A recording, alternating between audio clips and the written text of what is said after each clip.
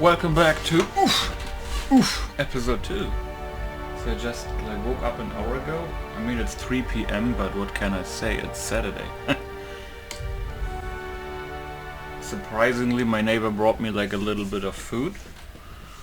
That's why I woke up. Oh. If you're seeing this video, I just uploaded the first episode on my second monitor TV, I guess.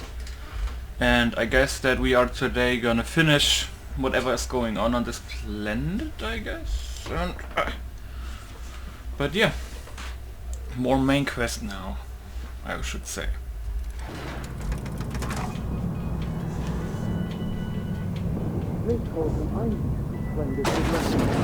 The grease monkey, Argo? Seems we've got a guest. Really now, Parvati, I do wish you'd spoken up. I do apologize. I was given no forewarning of your arrival, or I might have welcomed you at the gates myself. Must be the town boss. I'm Reed Thompson, Outpost Administrator. I cannot help but notice you are not in uniform. I think you may have the wrong idea about me.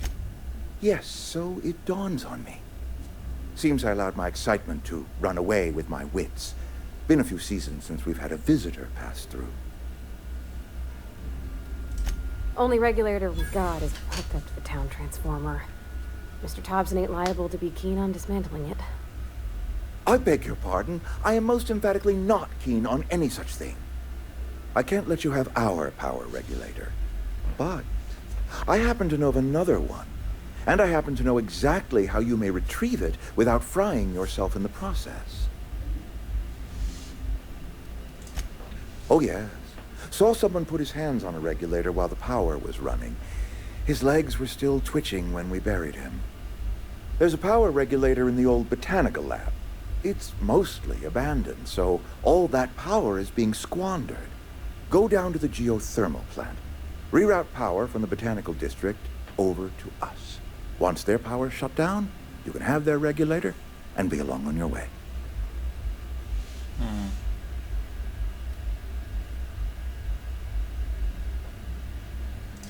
That's right, you've been there. Good. That gives me hope. I have nothing against Adelaide and her followers, you see. The people living in the botanical labs, they're deserters, former workers. I need them back at their posts. I need them to come home. Edgewater is struggling. We haven't hit our production quota in years. If we don't meet our quotas this year, the company might shut us down for good. I need those workers back at their stations.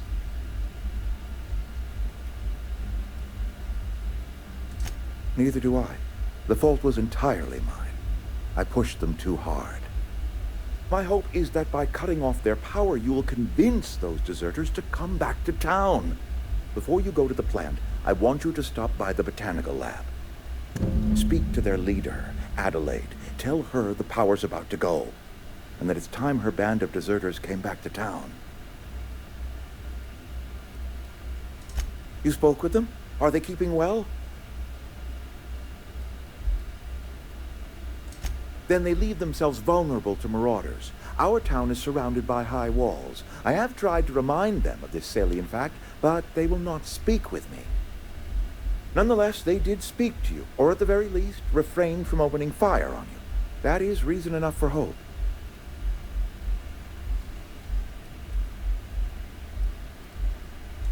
My dad told me all about the plant. Taught me all he knew. I could come in useful. I mean, if that's all right with you, Mr. Thompson. Sir. I hesitate to part ways with Miss Holcomb, but I cannot deny that she is talented, and may prove useful. First companion. You will need an administrative passcode in order to enter the plant. I am trusting you with mine, and trusting Miss Holcomb to guide you if you'd like. Great! I got my wrenches and diagnosticators and hairpins and engine tape, so I'm all set. Well, I am glad to hear that. Best of luck to you, and thank you again for your help. It is a lot to ask of a stranger, I know.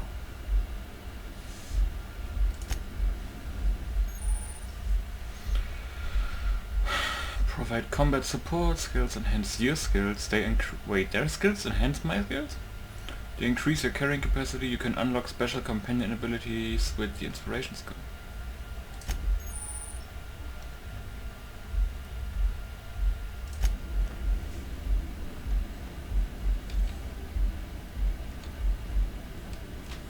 Let me see something. Okay, I think X, no, Z. Got it.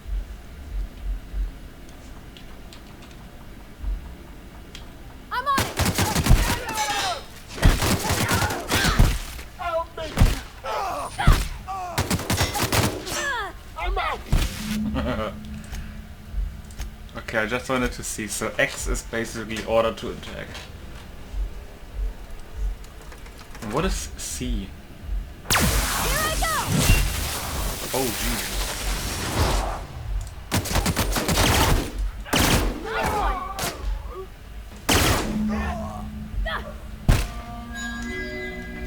I know there is special dialogue, but I don't want to kill him yet. I want to see if you can overthrow him or something without killing him.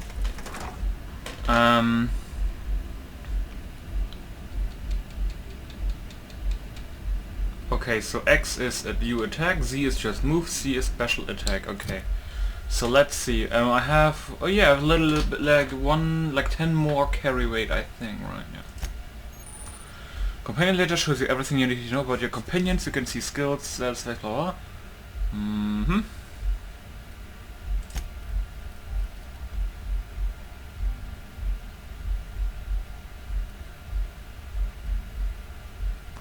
164 one hand. I wonder if I can give her that too.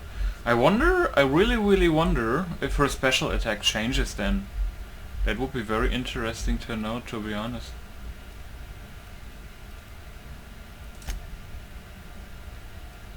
Distance, close, weapon. Mixed sounds fine. Aggressive, defensive, passive. Only attacks targets the companion has been explicitly told to. Once told to attack and target, the companion continues to fight until combat is over.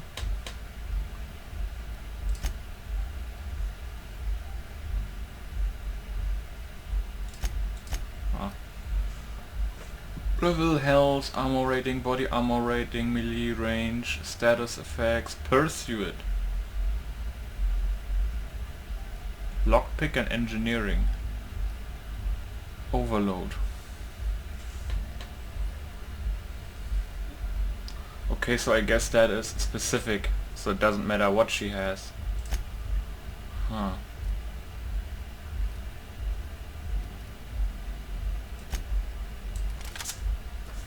So I can give her the shock cannon, I guess.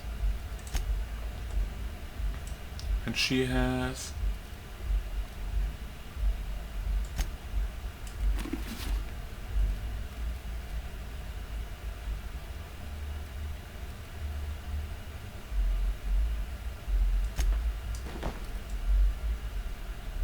I mean, that's good for the heavy weapon.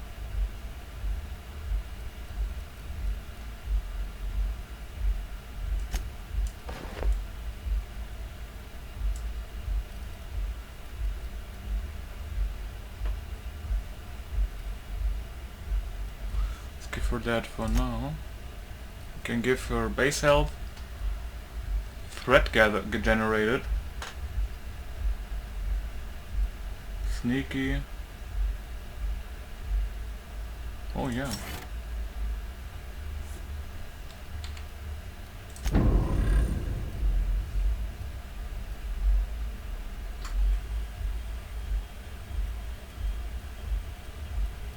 So that means that my character now? Oh shit, okay, I get more pursuit from her. Oh, that's cool. She's a keeper. I get more pursuit from her. Persuasion and lockpick plus 10. Oh, nice. That's awesome. I have to see how she basically works on that.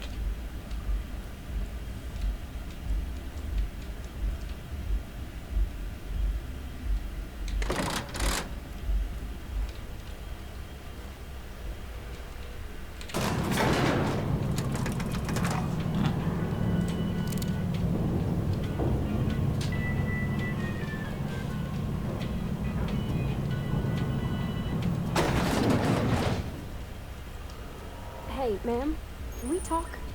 Sorry. Got a sec? Yep. Sorry. You just want to get out of here. And you likely don't want to tag along like me. It's just, Mr. Thompson has his own view on matters, on account of it's his job and what all, but that's not the only side of the tale.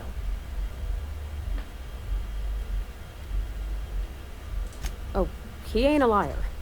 He believes every word he says. It's just, he doesn't always get where other folk are talking from. To Mr. Thompson, a person's a gear. It does its job quiet-like. If it squeaks or stutters, it gets replaced. The deserters are decent folk. I knew some of them before they left. Life's hard here, especially for them that don't fit in so well. We're one big Spacer's Choice family, but every family's got the one the rest whisper about. Mr. Thompson's aiming to take away their power. They'll have no lights to see, nor heat to cook. They'll be at the mercy of marauders, or worse. I think you should talk to the town's vicar about it. Max, his name is.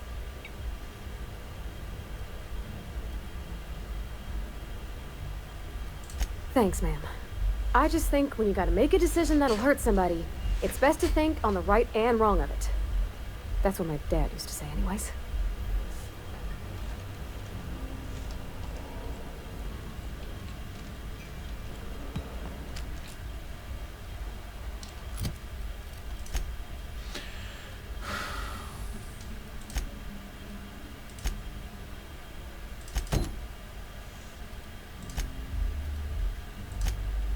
I mean, the logic module is anyway right in the facility that we go in later, and I can just teleport to the people.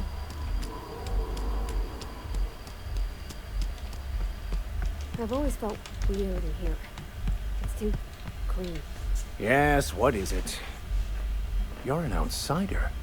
Fantastic. Vicar Maximilian de Soto at your service. Or Vicar Max if you're the sort who prefers brevity. And Ms. Holcomb as well. How rare to see you out. And with a complete stranger. Curious. Just tagging along, Vicar de Soto. Don't mind me. I so rarely get new people to talk to. Name your poison, anything at all. Spiritual counseling, this season's tossball predictions, the quickest way out of town. But what? I thought you would talk to him. You wanted to speak to me, Ms. Holcomb? Every time I've tried to engage you in conversation, you look at the floor, answer in single words, and slink away. I can't imagine what would be so grave as to drive her to my mission. What has Mr. Thompson asked you to do? Depriving them of safety from the marauders and wildlife. I can see why that troubles you. Miss Holcomb has a soft heart. Always has, if you believe the talk. They rejected the order of society and live beyond the walls so thoughtfully provided by our Spacer's Choice patrons. Does that strike you as a responsible life choice? Astute. But I am here, not in the deserter camp, so that's not a variable I can account for. Assuming your goal is to save as many as possible, then you should bring everyone together. Send the power to Edgewater and convince the deserters to return to the fold.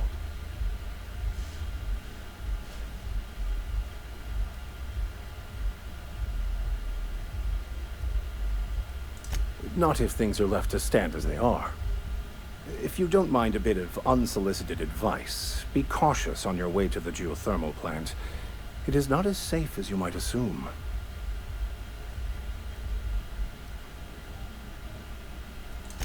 One of the reasons I transferred here was to fulfill my duty in hunting down banned heretical texts. Oh shit. I happen to know such a book is, as we speak, tainting a collector's library in Emerald Vale. However, the collector's residence lies outside the town's walls. My retrieval efforts have been thwarted by Wait, do I have maybe that book? I think I have it. Should you fare better than me, I'd pay a handsome sum for the book. It's a handwritten journal. A faded blue cover with the name M. Bakonu handwritten in the lower corner. I'll mark where I saw it on your map. Assuming you're serious? Thank you. If you retrieve it, you can always find me here. Any progress on that matter?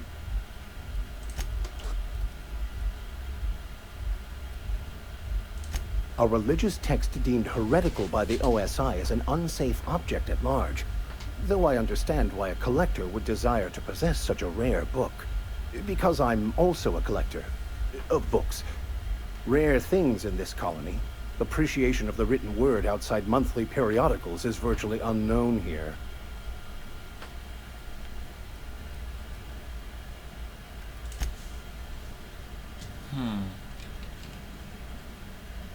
Heading back. Oh, that's regroup, okay.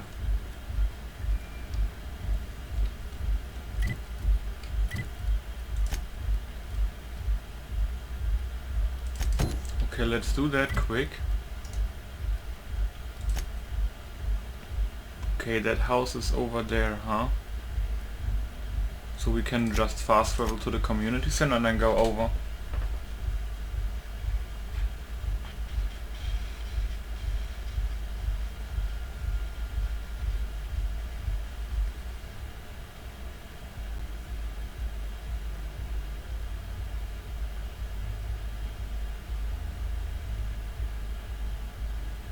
Oh yeah, also keep in mind I should save food and stuff, because I found out yesterday when I got to bed I watched like a streamer play as well, right? And he put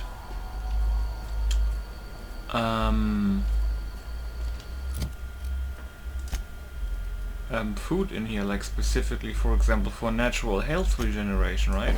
I mean it gets consumed as well, but it heals more in the end, like overall.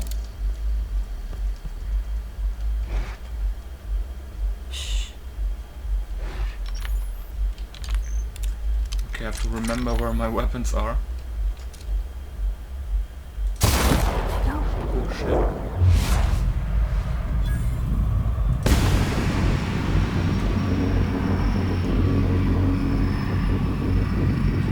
Here they come!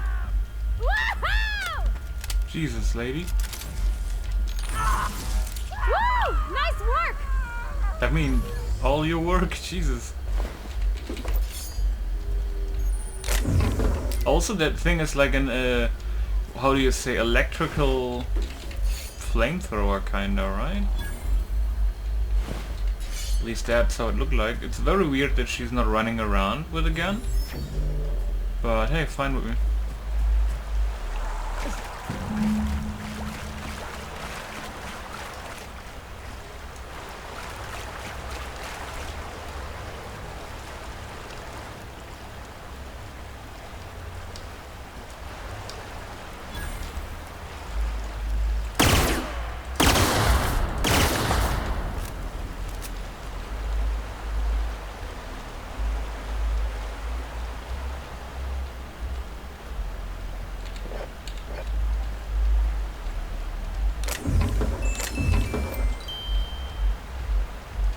Ooh, nice. Mag picks.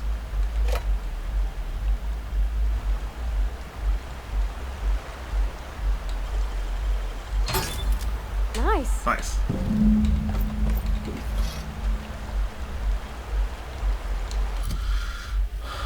See something real quick. That is 164, right? That's pretty strong. Oh yeah, it's level 6.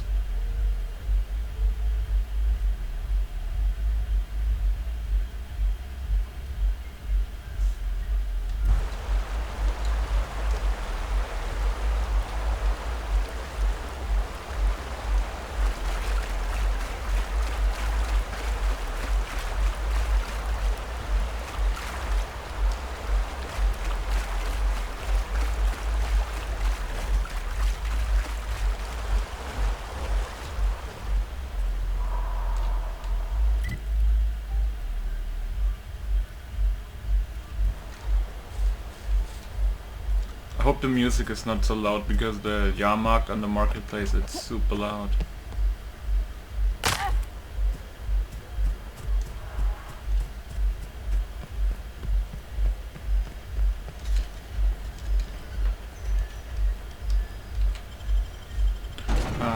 see if after this mission the Vicar becomes available as a companion. And then we continue to the greenhouse and stuff. And then the geothermal facility.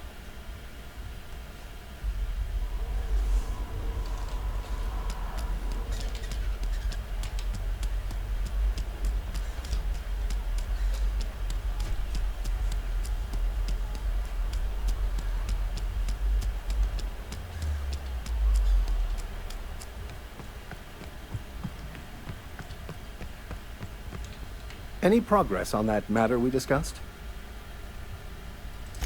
Wonderful. This is fantastic. Well worth all the sacrifices I... Wait. What the fuck is this? Is this French? I can't fucking read French. It's a law-forsaken joke is what it is. French. Ha! I was so high and mighty, preaching to the yokels about following the plan, while fighting it at every turn. Fucking French.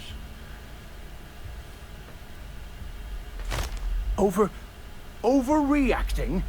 Do you have any idea how many years I spent in... No. You couldn't possibly know, could you? I've spent my life searching for the keys to unlocking the secrets of the universal equation that underlies the plan. I had hoped this book held some of those answers. I became so desperate, I even got myself assigned to this plague-ridden backwater to find the damn thing. All the time and suffering I've spent. Wasted.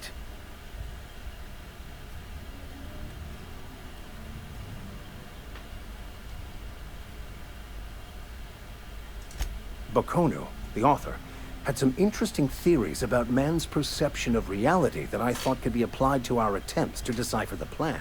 Plan? Unfortunately, What's the he plan? was also one of the founders of the Philosophist School of Thought, so the book is banned in this colony. Philosophism's a false religion that stands in contradiction to almost everything we know to be true. They believe all is chaos, in stark contrast to OSI's belief in the plan.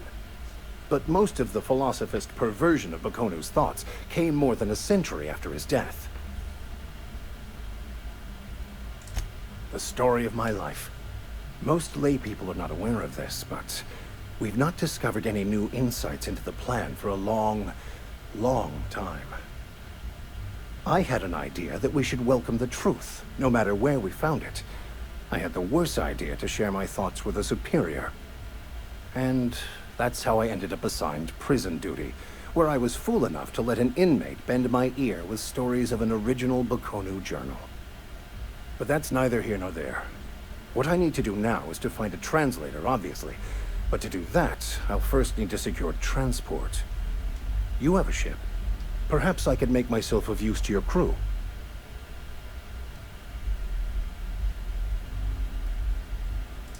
Certainly. I already gave you most of my money, but I can offer you free spiritual counseling, and I'd be happy to watch your back. I'm pretty handy with a tossball stick, or any blunt instrument, really. I'm also a passable gun hand, if it comes to that. I can usually talk my way out of conflict, though. Oh, I'm fairly competent at hacking computers as well.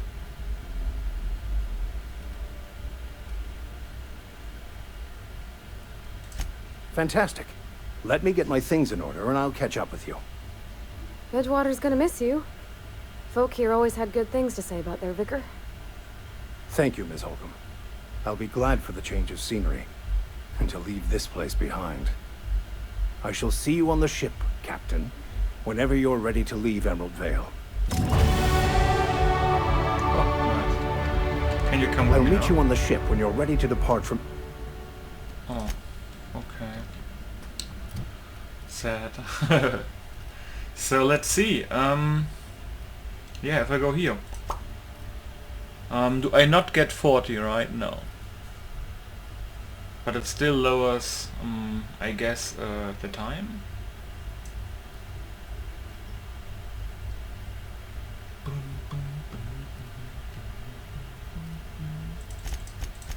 Okay, get at least that bonus.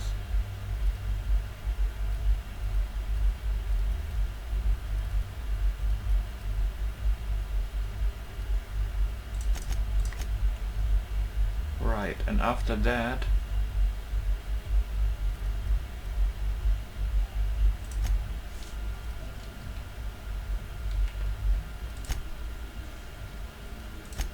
does she level up too? Huh.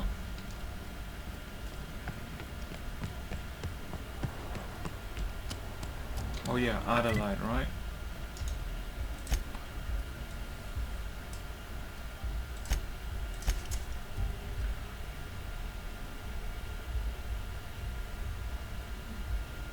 I also just saw, what's his name again? Jim Sterling's review of Outer Worlds, and he is fascinated by the game, so apparently he loves it.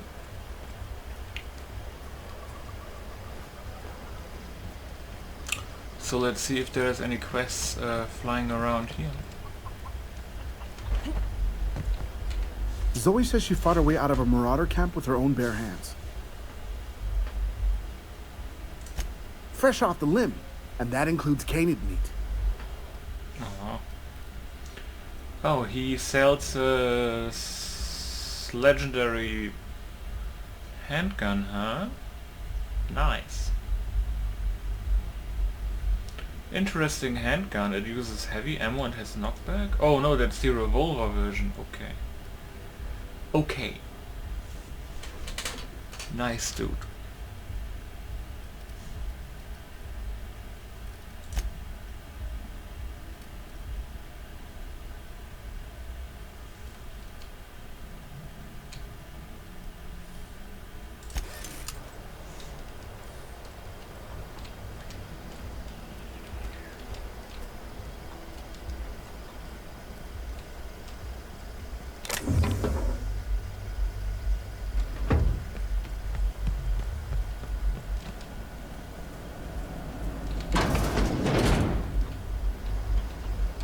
Home is where the heart is.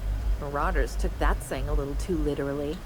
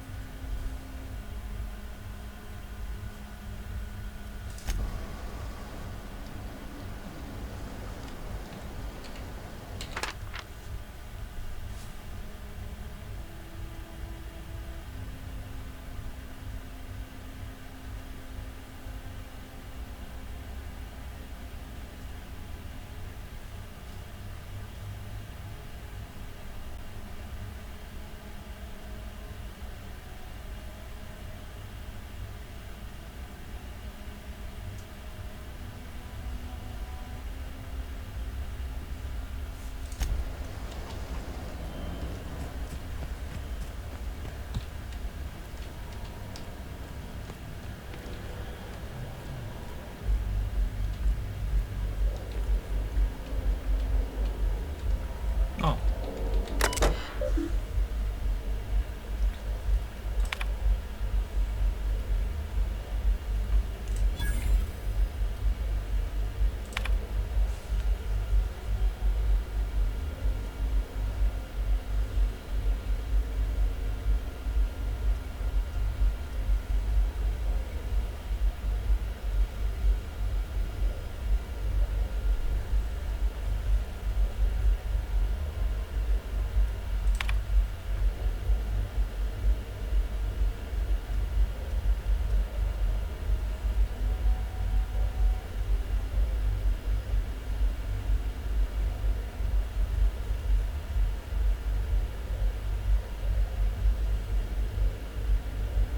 Nice.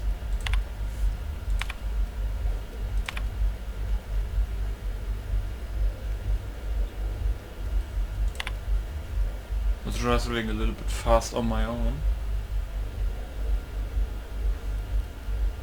Okay.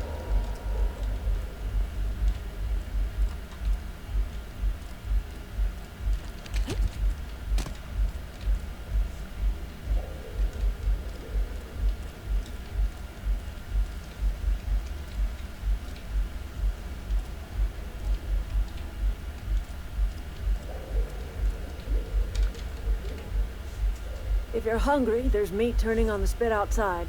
If you're bearing illness, find a place to lay your head down and I'll fetch you a poultice. Whatever your troubles with Edgewater, leave them at the gates and be welcomed here. Any questions, dear? I have been called that, among other things. Green Thumb, grandmother, the strange old lady who keeps flowers. But yes, Adelaide will do just fine. Excuse me, Miss McDevitt? Sorry, it's just... You got such pretty trees in here. Why, thank you. You're Robert's girl, aren't you? I remember when you were but a sprout. Thomas speaks of you often. Are you staying long? You should try some of my tobaccorn tea. I brew it in an old spittoon, but it's been cleaned. A home for anyone who's ever turned their backs on Edgewater.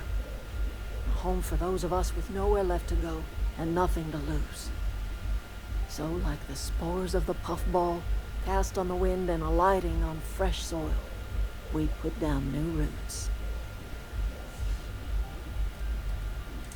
It is an unpleasant story, dear. But the short of it is that sometimes one wakes up and realizes the place that was once her home for much of her life has changed. The home in which we spent our lives has left us behind, and so we must move on. And that is as much as I will say on the subject. Reed Thompson, you here on behalf of that cold-eyed reptile? Yeah. Let's hear it. What's Reed's idea of peace, then?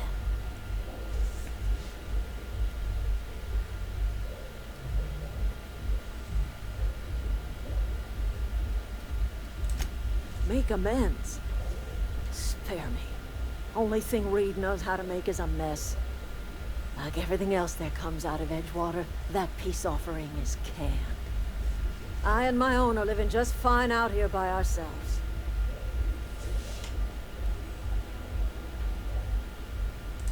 He would do such a thing. The question is, why would you agree to his plans? Cannery's got a regulator. You want chip parts, you ought to rip them out of the cannery's guts and leave us be. If you're going down to the plant, you should divert power away from Edgewater and toward our end of the grid. Think about it. You'd be liberating an entire town from a lifetime of service to that odious cannery. So they don't really die? Seems the sort of thing a hero would do.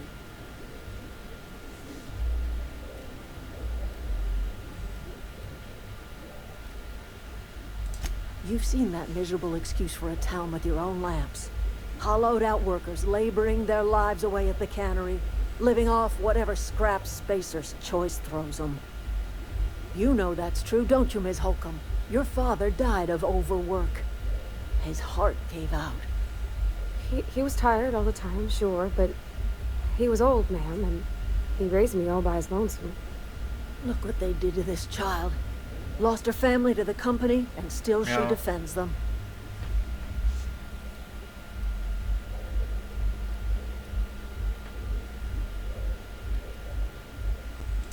Life in Edgewater grinds to a halt. The cannery shuts down, workers desert in droves, and our own little camp grows and thrives.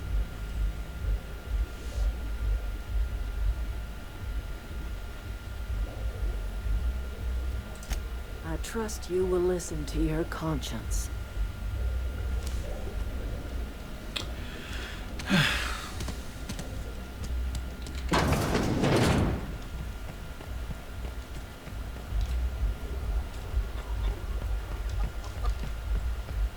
Wasn't there like a way, way back here? I hope the mines didn't respawn or something. He used to follow me around before he left the cannery. Who? Thomas? Oh. Oh, didn't see you there. I was just occupying myself with a little engineering. Whoa, Miss Parvati. Hey, you're, how are you? Hi. Hello. Are you, are things safe out here? How are you keeping? Great, just great. I've been trying to keep stuff running, just like you. Only I'm not so... Wait, they didn't kick you out, did they? Oh gosh, no. I'm just along with this lady here. Are you from town? I mean, you don't exactly look like you're from town. Well, what I meant was you're reasonably well armed and don't look stricken with plague. Sorry, I just wasn't sure if you were from town or if you were one of us. Something's been chewing at me, you see. Fact is, I've been, well, lying. To everybody here. Camp thinks I'm a mechanical genius, but I couldn't fix a busted chair.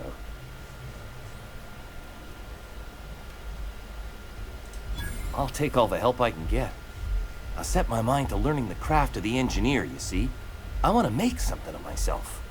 You ever heard of the Young Spacer's Guide to Mechanical Engineering? Yeah, I got 2 of them. Comes in a set of 3. If I had my hands on one of those data pads, I could teach myself the ins and outs. Those are good. My dad kept a copy with him when he was working in the cannery. I know the old community center kept a copy. Should find another one back in town. If you could find me even one of those pads, I'd be greatly obliged. No kidding! Really? Well, which one? Look at that! Building a computing machine out of Spectrum potatoes, a primer. I'm just glad it survived all these years. I appreciate you going through all that trouble. In fact, I put aside something special, on the off chance that somebody'd search out those data pads for me. Nice. Well, don't keep me in suspense. Ain't that just ironical? If I'd worked a little longer back at the cannery, I might have found this myself. 2 whole data pads? Be still my beating heart. Oh, almost forgot your payment. Sure, I'd be glad to take them off your hands.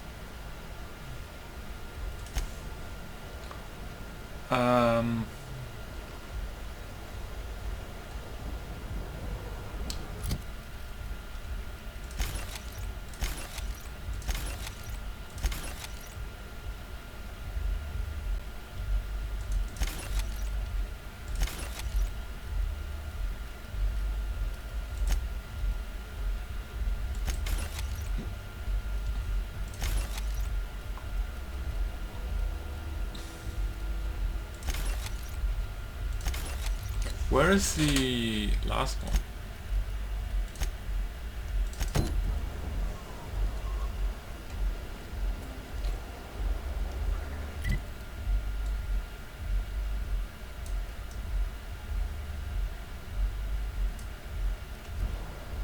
Do you know that? Where are we headed?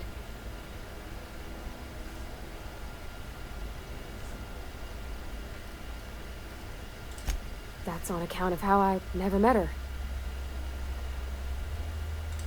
I don't rightly know. She was in another division of the Spacer's Choice family. She worked in the Vale a few months, sorting the cannery computers. Her contract said any kids she had, expected or not, belonged to her office from the time of conception. So when I was born, I got sent here. Well, I don't know about normal. Dad said she worked under some kind of special contract. It's sensible. Dad just fixed machines. She did some kind of crazy math, high-level stuff. Better to raise me on his time than hers. He's just interested in fixing stuff. He always used to follow me around, asking me to explain what I was doing. Like a puppy, kinda. He never told me a word to that effect. And since he didn't, I didn't have to say nothing about feeling different. And nothing had to get weird. If he wants to learn about engineering, we should help him get those data pads he wants. I'd Yeah, like to where's do that for your him. dad's one? You mean about the mission being too clean? I know, but Vicker says the universe is a machine, and it runs by law. Real machines have gunked up oil, scratches, and worn bits. You can tell they've seen handling, been used by folk. The machine Vicker sees is one ain't never been run. It's not for people to live in. It's something on a museum shelf, under glass.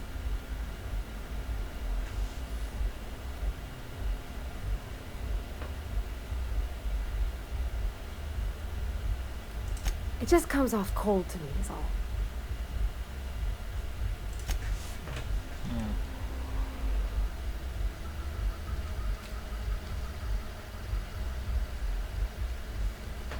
So maybe we find the last one in the summer plant, right?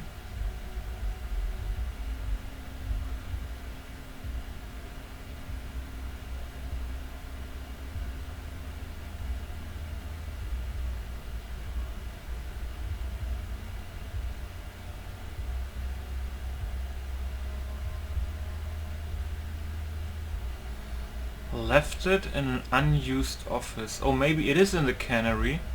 Remember the door I couldn't open. Maybe the door goes open when I turn on the geothermal plant, but the problem is if I don't turn it on, if I divert the tower to the camp here, that's gonna be a problem. Maybe I can open it somehow, I have to see.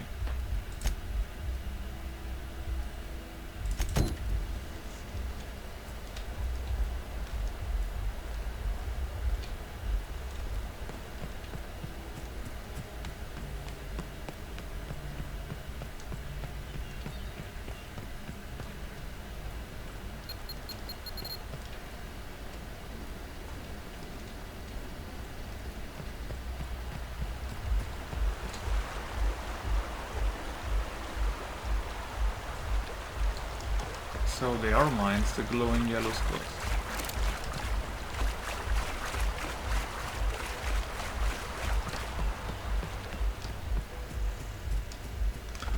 Well, hello there. Oh, that's the quest. Oh yeah, I remember, that's the spot from earlier.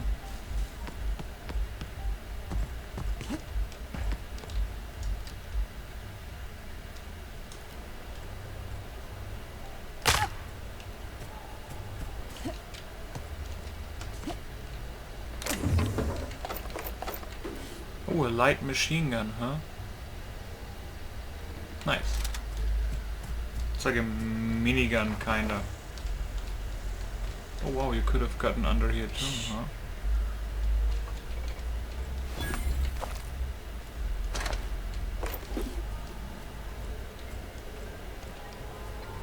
I've always wanted to poke around in here.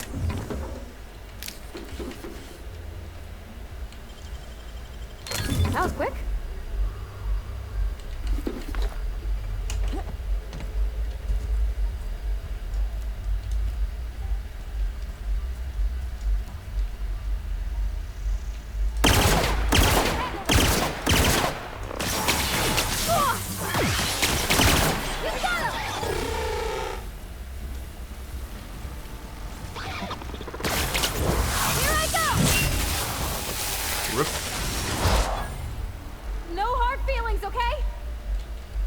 Jesus, lady.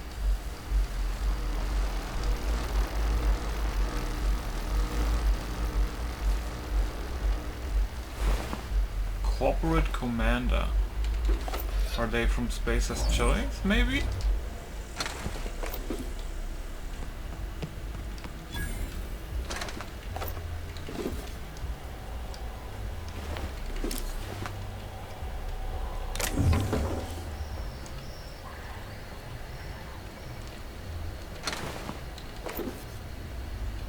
Jesus, so many dead people here. Unexpected.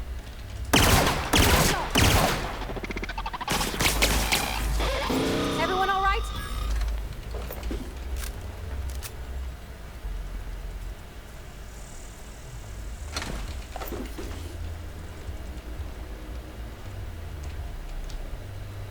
Is this Morales?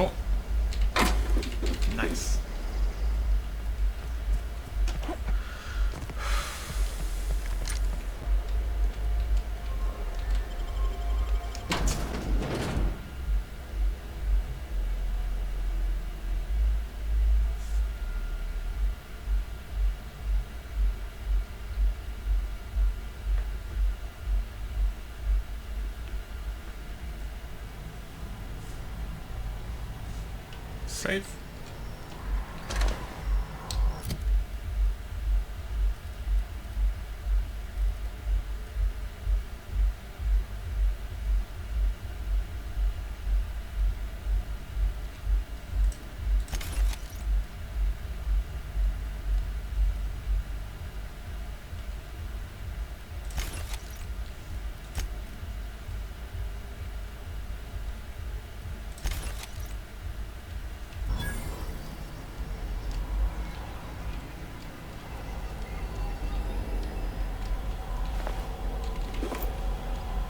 The control room.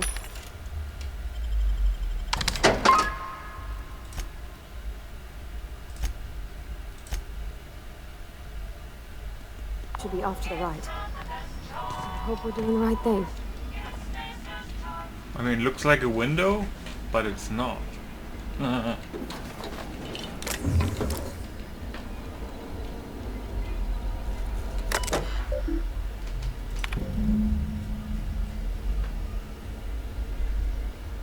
Ah, repair bay. That's where the thing is. Very good. Very good.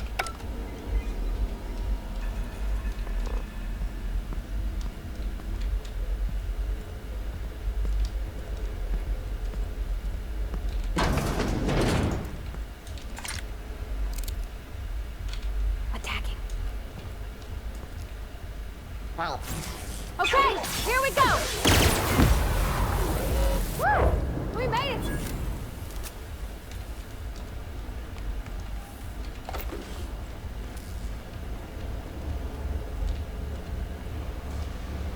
I wish there was like a flashlight or something.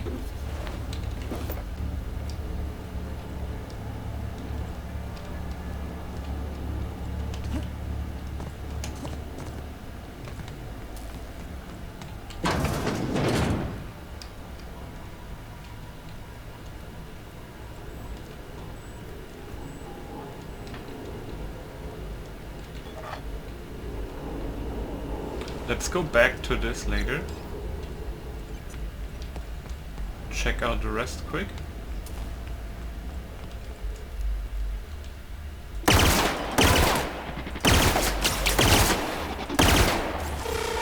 Wow, not even a scratch!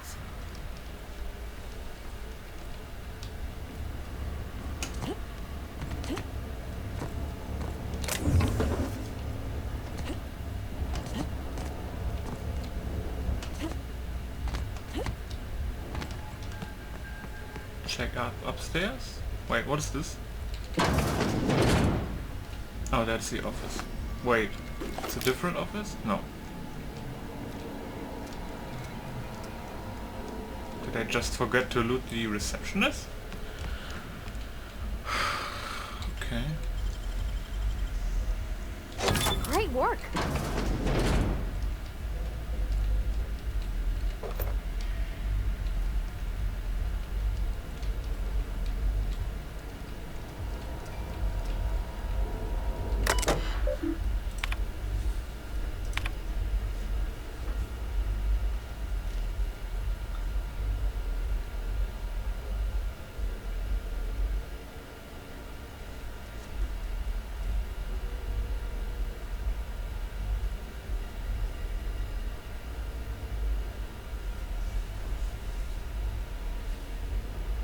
What is the reprimand?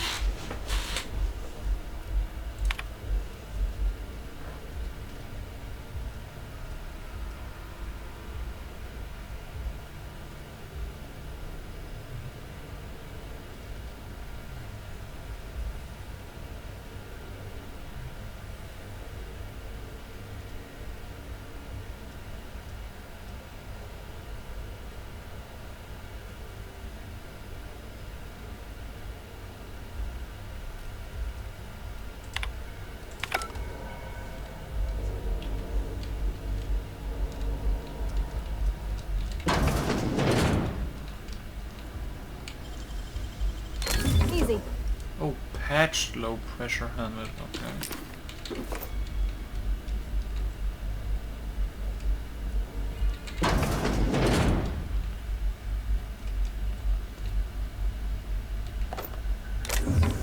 Backpack, nice. And another shock cannon.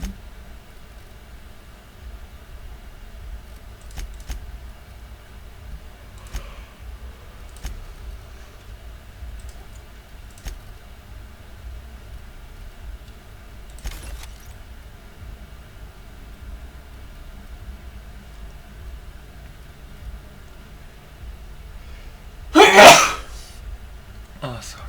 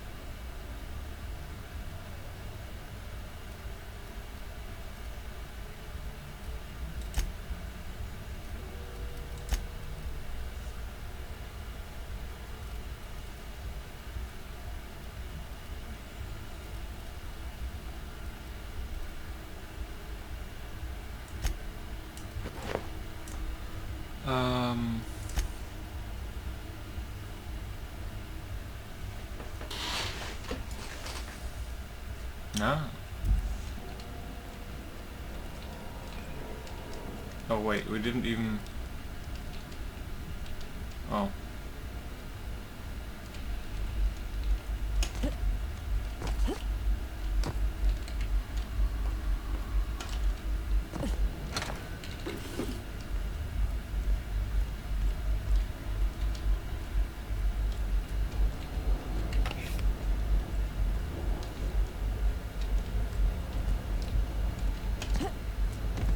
Looks like it's just another entrance.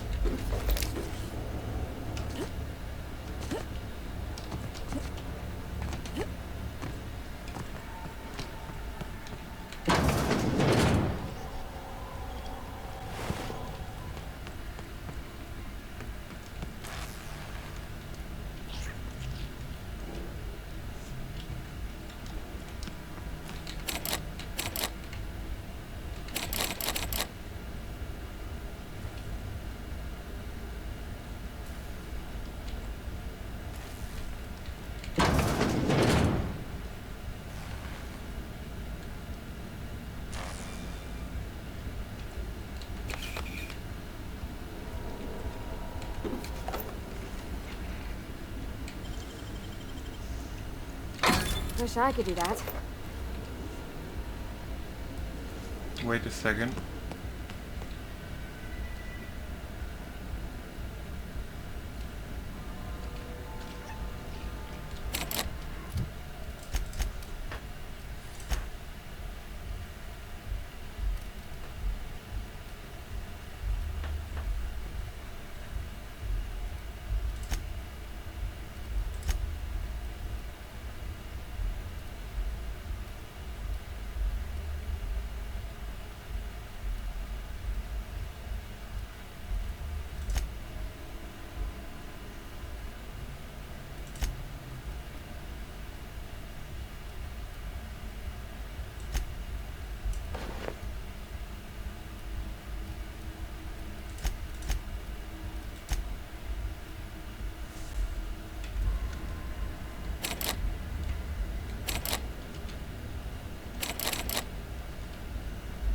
Fuck, now I can do it, but you need like 5?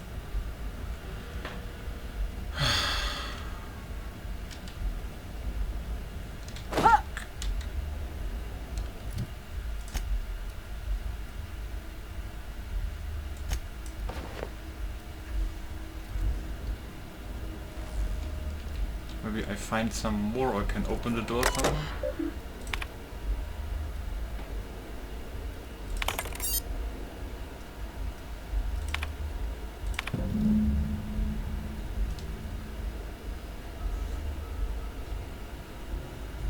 What? Quest updated?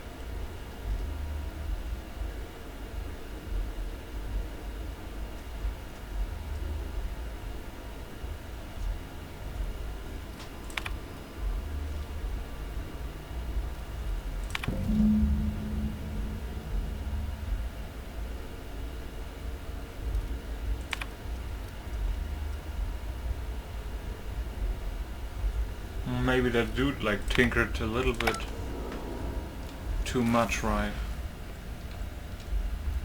With the things.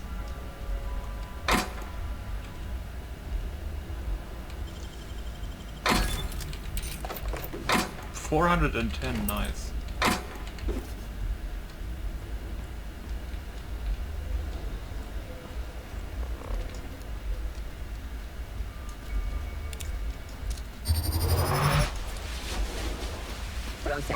Here we go. Everyone all right? Jesus.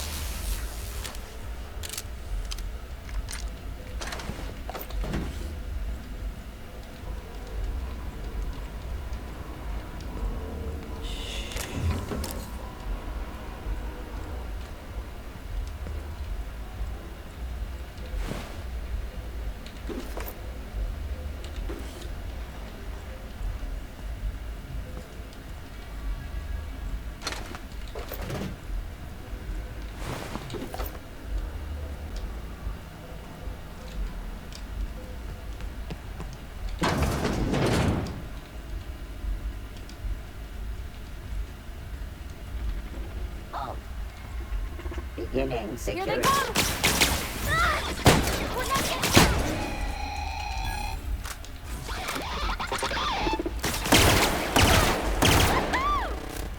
She is having fun.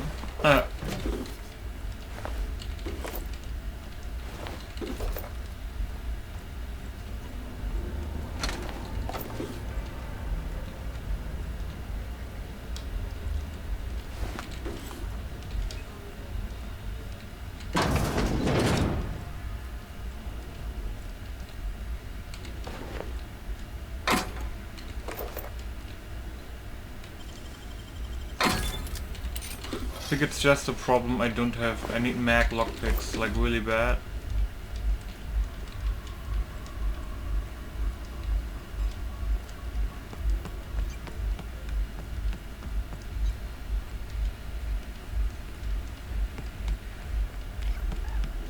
What is this?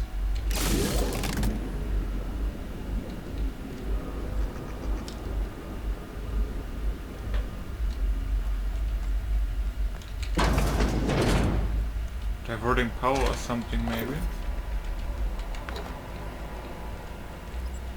Ah, one.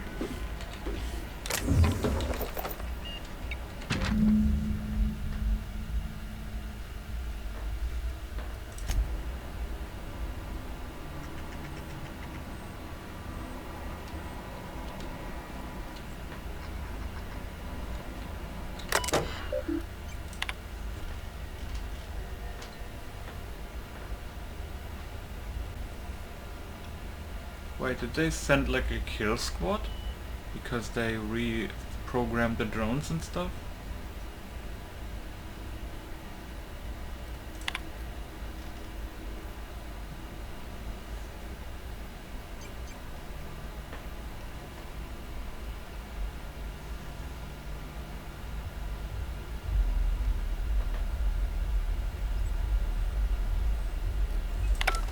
Jesus.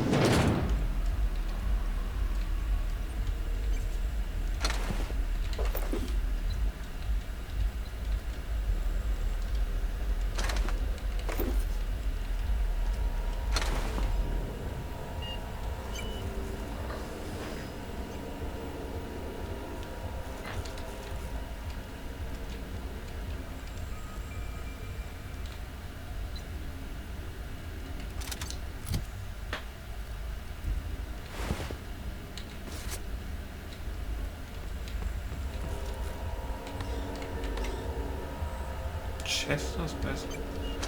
So that's not Chester.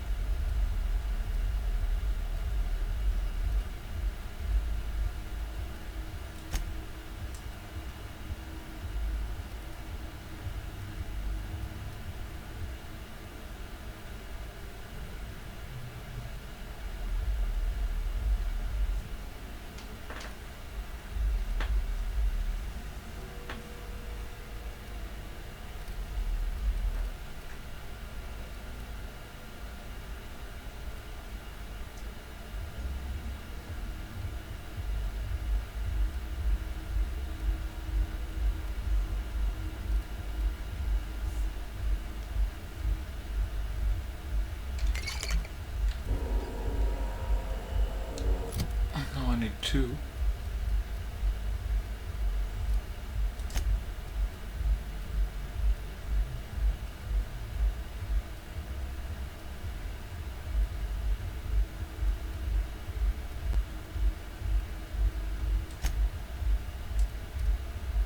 Oh, that is already hack. Oh shit.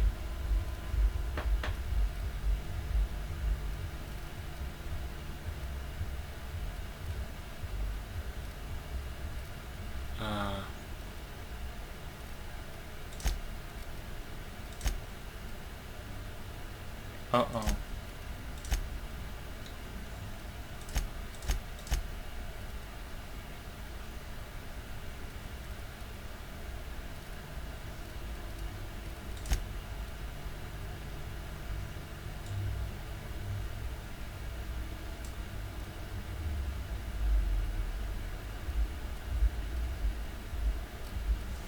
I need just a little bit stealth more.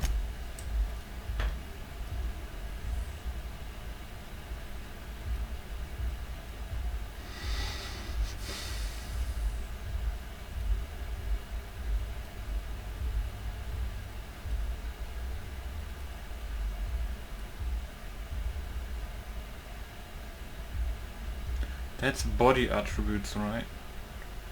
Doesn't matter. Does it? Maybe?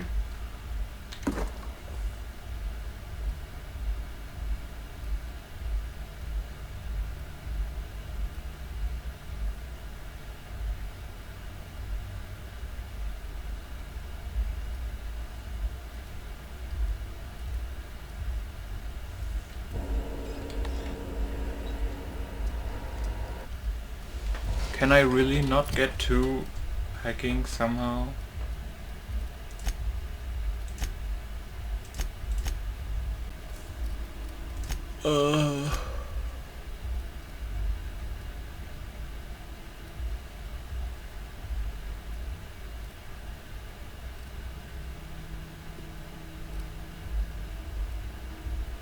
Sneak is not stealth.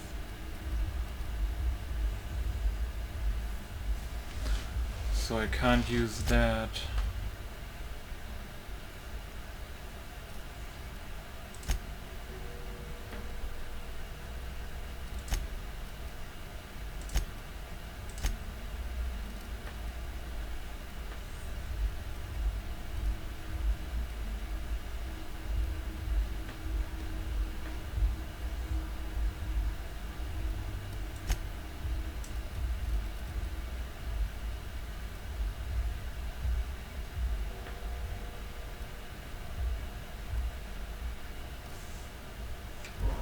Yeah.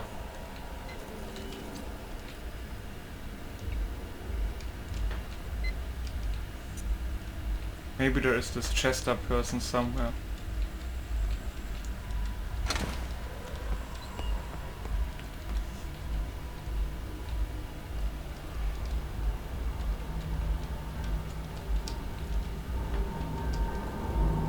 Go away, Phantom!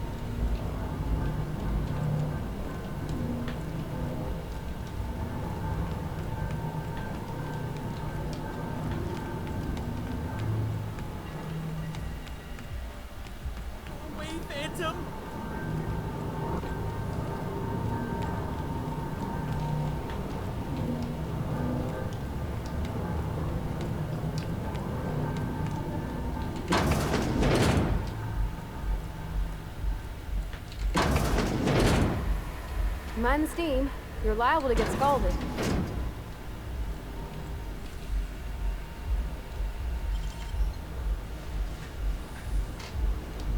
I can't waste that. No, no, no, just leave me alone.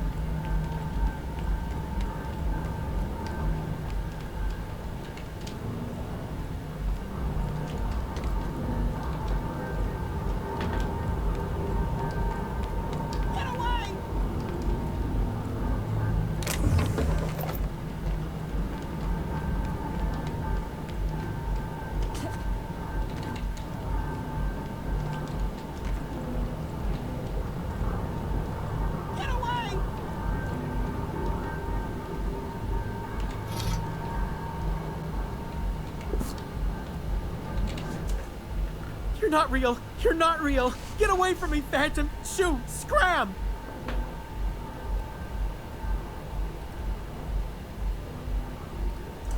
You can talk? The Phantom's never talked before. I knew I shouldn't have eaten that sprat raw.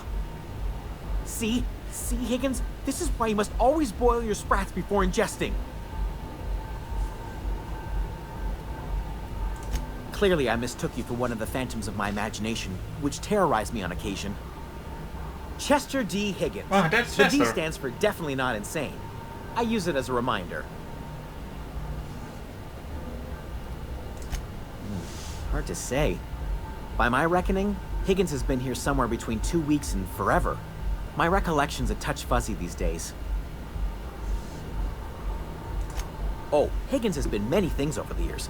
Sprat Wrangler, Saltuna Critic, Aetherwave Personality, Chairman of the Board, Galactic Defender, Sisty Pig Tycoon. I've come a long way for someone who started off as a simple engineer right here in this plant.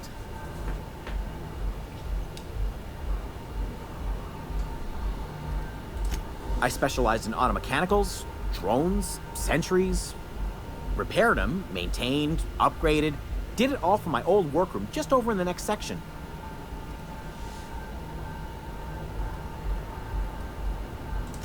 Jimmy'd opened the vending machines. That lasted a good couple of months. Eventually, I had to resort to more unconventional means of filling my insides. Mechanicals lost their bolts. Opened fire on anything that moved. It was pandemonium. I can see that. I was on cleaning duty at the time. My old boss had me scrubbing pipes when the killing started. So, as usual, I missed out.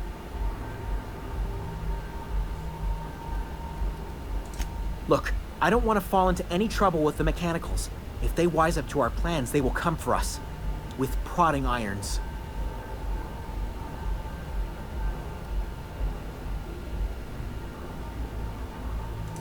You know, you remind me of myself back when I was an intergalactic adventurer. I discovered a flaw. Their hostility levels were hardwired to maximum. There's no changing that, but you could rewrite their targeting protocol so they attack each other instead. Yes, that's exactly it.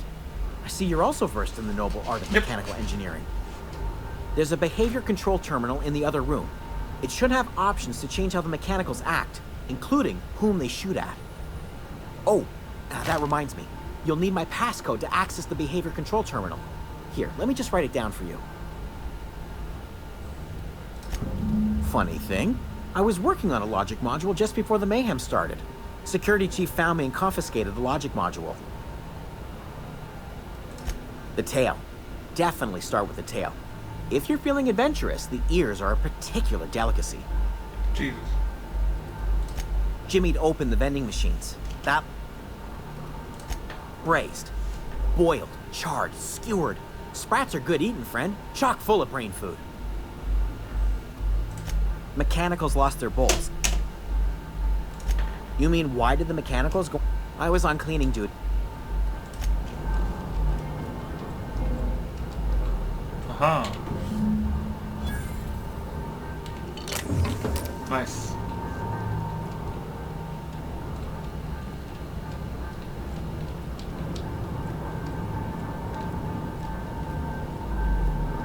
Need like a little bit more mag bolts though.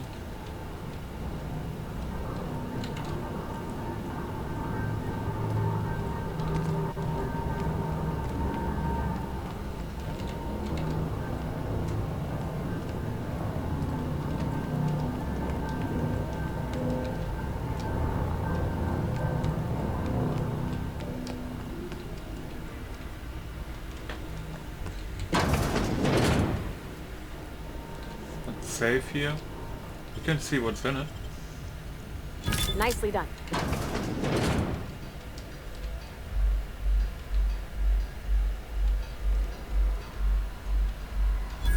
You know, like if it's worth it.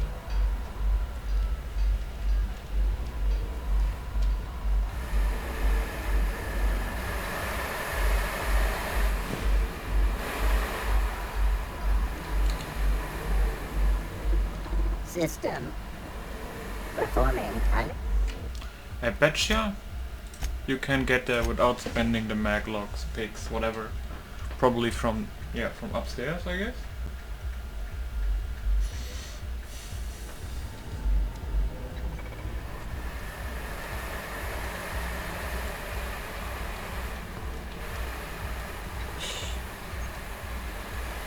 Oh.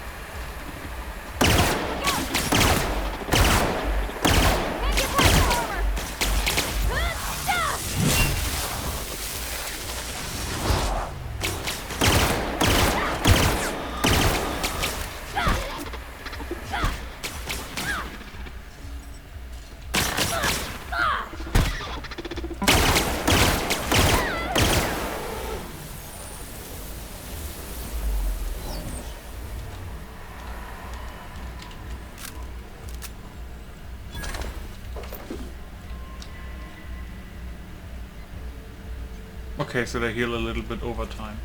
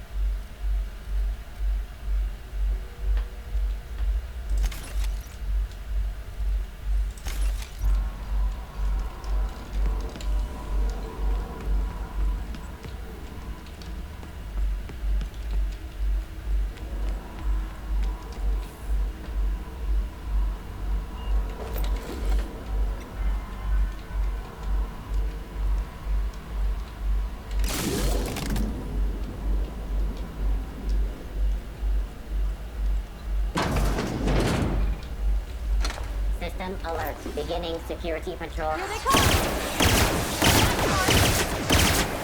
Down they go! That's the last of them! Processing. Get ready! Here I go! Sorry!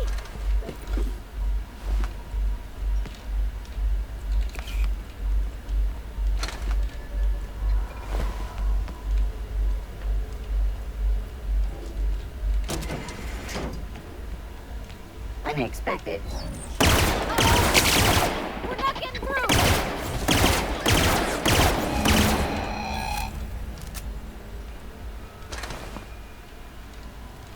I mean, I don't need to reprogram anymore when they are all dead, right?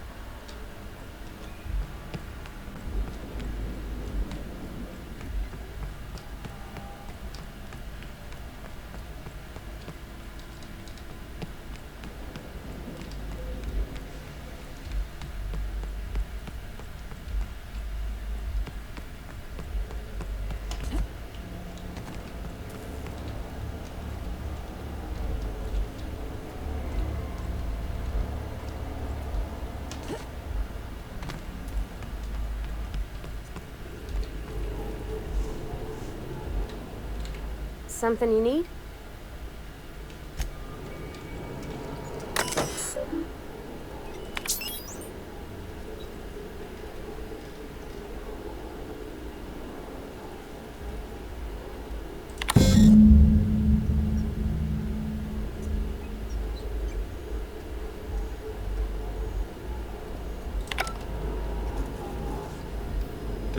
Didn't I reactivate them? I think I missed one.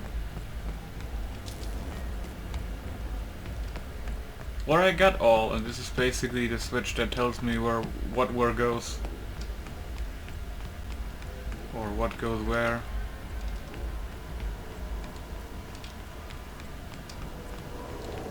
The last.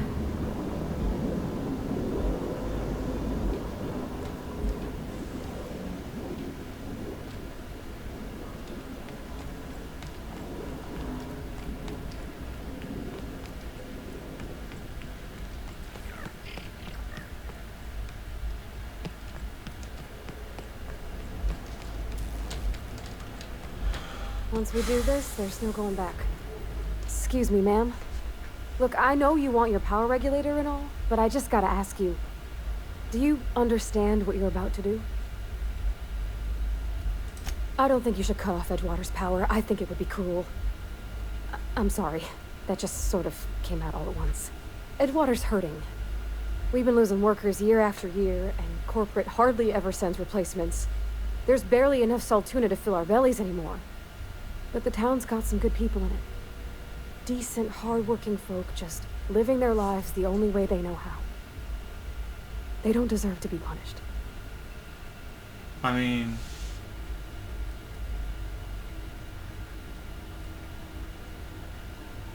Miss McDevitt's built something beautiful. Somehow she's talked the ground into giving life again. It's plain to see she's made the Vale a better place. Fed the hungry, tended the sick. Gave a home to those that had none. But Miss McDevitt delights in Edgewater's suffering.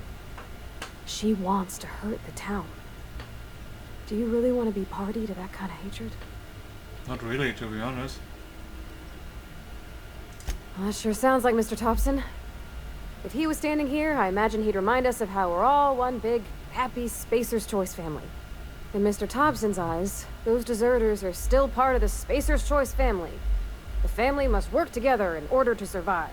Yeah. I hate to say it, but I think Mr. Thompson's got a point. Unless those deserters come back, Edgewater's as good as dead. Cutting off their power might be the only way. Sorry, I didn't mean to babble on like that. I felt like I had to say something. Yeah.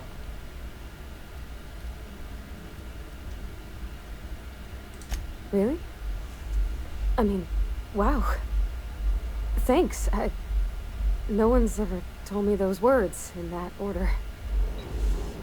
Oh wow, she was down there? Holy shit.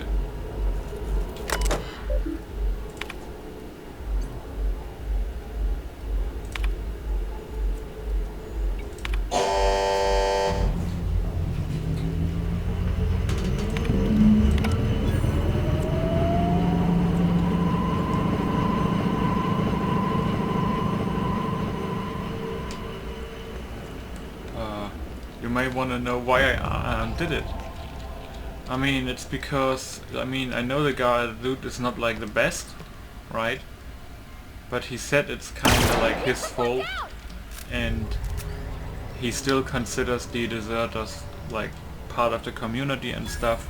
And I saw that she was kind of trying to manipulate me, and it's not the townspeople's fault that they deserted and shit, and they may come back. Maybe they like make stuff better, basically, right?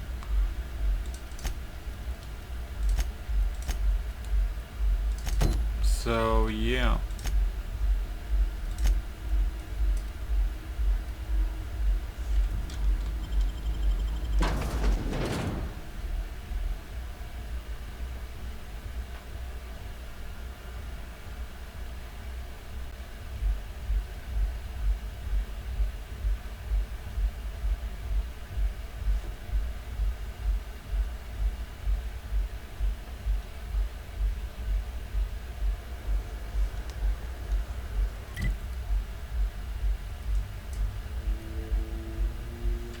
Wait, where's hostile?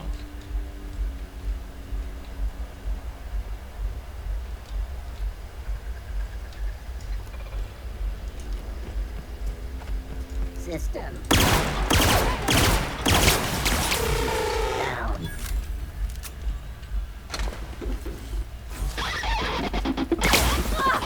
Here goes nothing.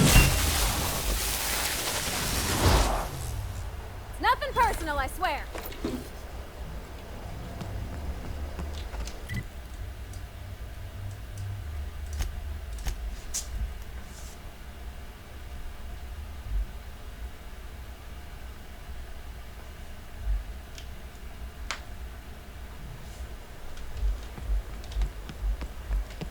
Oh shit. Let's save.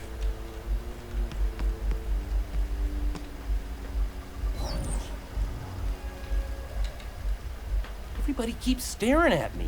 It's not my fault the power's dead.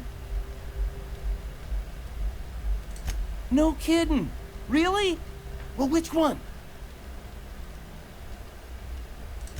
The geothermal plant? Now that is just incredible. You really went exploring down there? Adelaide always told us it was swarming with hostile mechanicals. That's a complete set. All 3 parts. I'm gonna be the greatest engineer Halcyon's ever seen. Aside from you, Ms. Parvati. I swear, I'll do you proud. I'm glad we could help, Thomas. I've been saving something for you. Just a little contraption I found. Should fit right into your outfit. What's on your mind?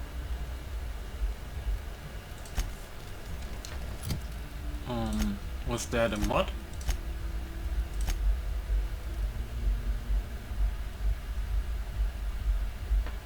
Oh, cool. So when they attack you, they get shocked, basically.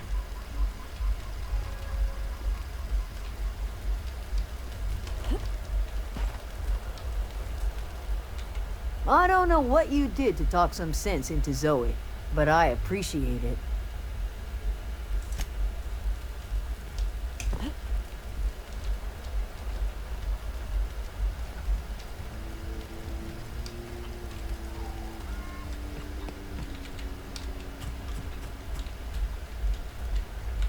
How do you expect me to enjoy the adventures of the masked marketeer with no power?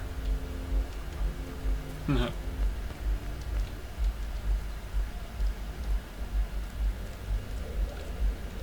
Oh gosh, it's so pretty.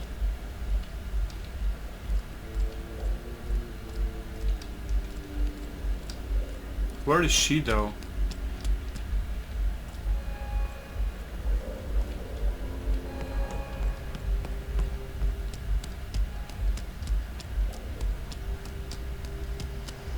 Is she even here?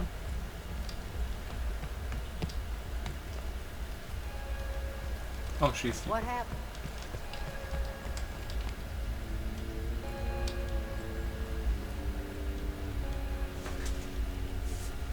That's the thing about growing old. Your eyes start to fail. Elsewise, I would have seen you for the snake that you are, chopped you into pieces and roasted you on a spit. This is all you're doing. Cutting off my power, killing off my garden. Without refrigeration, my food will spoil, and my flock will starve. I want to ask you this in private, away from the eyes of my flock, so they do not see me lose my temper. Tell me, why did you do it?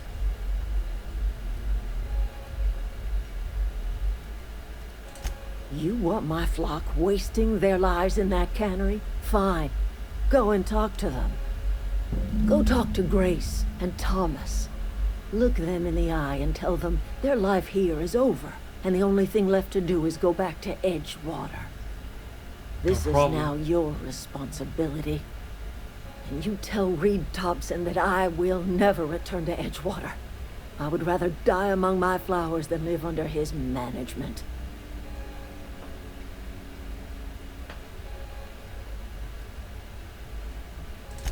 My son worked in that cannery. When the plague started coming, he was one of the first to fall sick. We had a store of medicine locked away, but Reed refused to treat him. Said my boy didn't deserve treatment. Said the medicine would have been wasted on him. So I buried my boy in the cemetery, gathered my belongings, and left. That's as much of the story as you need to hear. Yeah. As long as Reed is still in Edgewater, I will not return. Those are my terms. Oh. You offering to cross Reed off, huh? He's a dick. If she would maybe be the leader, then maybe something would be different. Or are you just looking for a chance to sow some chaos? Kill Reed if you must, or talk him into leaving if you can. He and I are not sharing the same four walls together. Tell Reed that I can make his people healthy again. I can end their plague. Start a new garden right in the cannery. 3 square meals for every man and woman in Edgewater. Tell him how I've made the Vale bloom again. The soil has whispered its secrets to me, and I alone know how to breathe life back into the earth. The secret is human corpses. I've been grinding them up in my fertilizer for years. Marauder, worker, don't matter much to me. The human body is rich with nutrients. True. Edgewater Cemetery's got corpses aplenty. Enough for a generation's worth of crops. I mean, it's true. Sounds maybe mean, but yeah. Sorry, I'm just trying... I've been thinking about going back. I'm not much use to anybody here. I get sick thinking about working at the cannery. I can't do that again.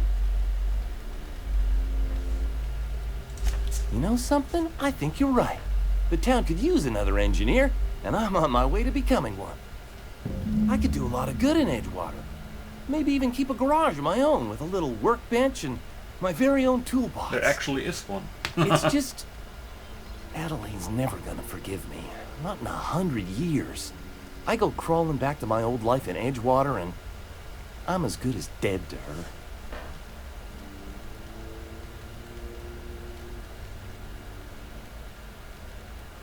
You know where to find me.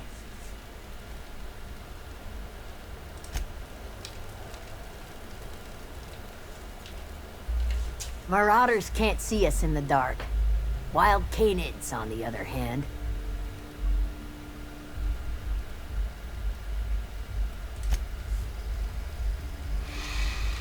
I'm not in the light. The matter's been weighing on me. Zoe came back, but I couldn't keep her from slipping out in the first place. Who's to say I could keep marauders from slipping in? I don't see us lasting more than a couple of weeks out here. I'm loath to admit it. We're gonna have to make our peace with Thompson and hope he takes us back. Listen, we go back to Reed, hat in hand, begging for our old jobs back. Well, Adelaide's not gonna forgive us. She never talked to us again.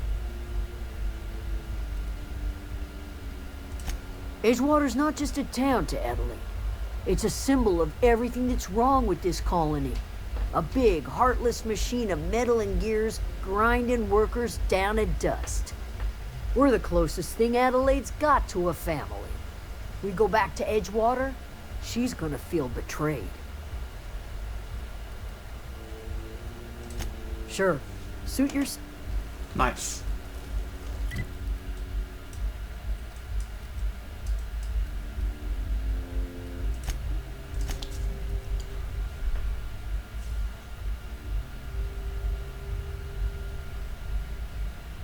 So let's talk to Reed first. I know that you can kill him, then you can persuade your companion that it was, well, needed to be done. But maybe I can talk to my persuasion kills or something. Freighters in every Sunday. Never seen the Vale lit up like this before. Bang up work, soldier.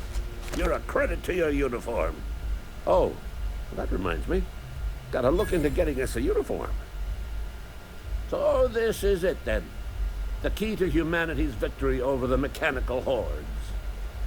I would reward you with the gratitude of the Resistance, but I'm guessing you want something tactile.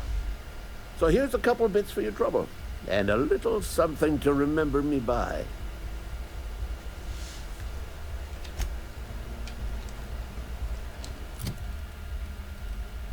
Oh, shock stick, huh? One-handed melee burns, melee weapon attack speed and power attack damage. Mr. Ouch.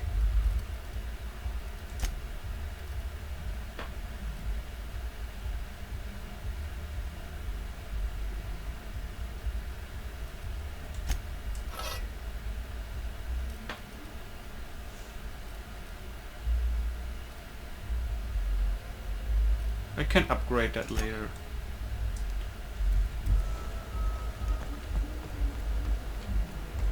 By the way, was there anything else?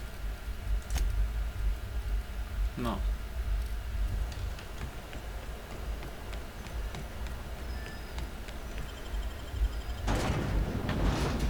Also, I need to get something to drink in a couple of minutes. And then I think, let's say in 30 to 60 minutes I'm gonna end this episode. Because at I think around a little bit after 8 PM I need to be in Arch-Age to chop my trees and stuff. And maybe I'm gonna play some Arch-Age for an hour or two, and after that maybe another episode of this.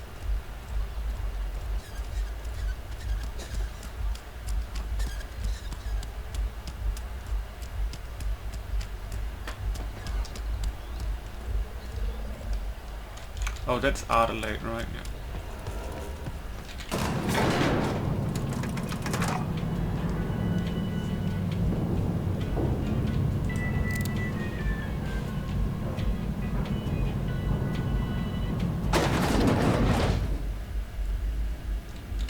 This is a fine day, friend. Power flows through our town like a cool stream of water. I trust Adelaide's people have seen their way to reason. So, when can I expect them back at their posts?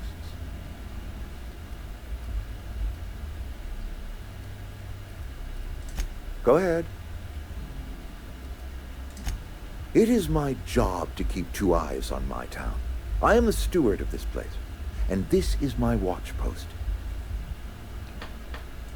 I'm trying to remember 25 years, 26. When you get to my age, the years just rush by. You stop counting altogether. Yeah. I remember looking out this window and seeing the veils spread out from horizon to horizon. We were a sprawling town. We were booming. Times change, people change, but the veil will always be here. Spacer's choice will always be here. Our work won't ever end. I take comfort in that. This is a Spacer's Choice town. We're all part of the Spacer's Choice family here. The company keeps us warm, keeps us fed, keeps us working. Loyalty's got nothing to do with it, friend. This is good old-fashioned gratitude. Go ahead.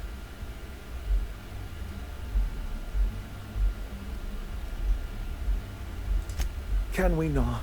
Talking about unpleasant things always gets my bile up. If I had enough medicine to treat everyone who fell sick, I would, but I don't. I can't save everyone. So I have to choose. Adelaide's son was barely competent. I treat him with our medical rations, and it looks like I'm playing favorites. Now, I will not pretend to understand the suffering Adelaide must have felt on account of losing her child, but she is not the only one to have felt such suffering. I wish she had stayed with us. Adelaide left us when we needed her most. That I cannot say. There was no moment when the plagues began. Disease always lurks on the fringes of society, waiting to infect the idle and the lethargic. But in the last 10 years, the plagues have become progressively worse and increasingly frequent. Corporate doesn't like us using the word should. It encourages the imagination. I believe plague is a test. It is a test of our loyalty and our fortitude, and it is one we will see through to the end. Go ahead.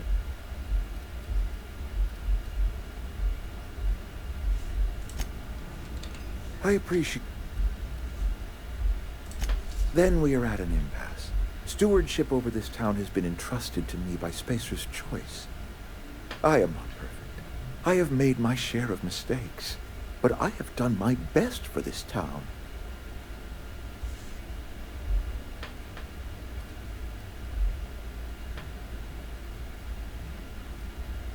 Her son got sick with plague a couple years back.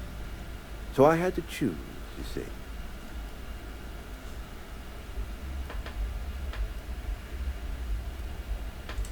But I did. I made the decision. I am responsible for it. And I must shoulder the burden. I am a Spacer's Choice man. My father was a Spacer's Choice man. Edgewater may not look like much to some buttoned-up freelancer, but it is my home. Aww.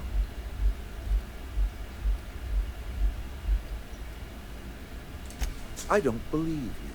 Plague's a reality of life. Best treatment is a good work ethic. Bullshit.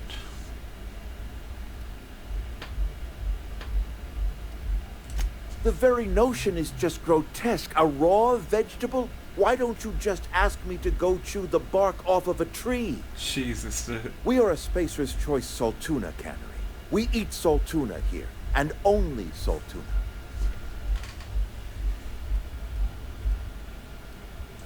I don't understand. You say Adelaide's growing her own food, but that should not be possible. The soil's gone sour. Company said as much. Our own botanists couldn't grow decent crops for us, so the company got rid of them and shut down the greenhouse. You will excuse me for being skeptical. How exactly is Adelaide growing crops in barren soil?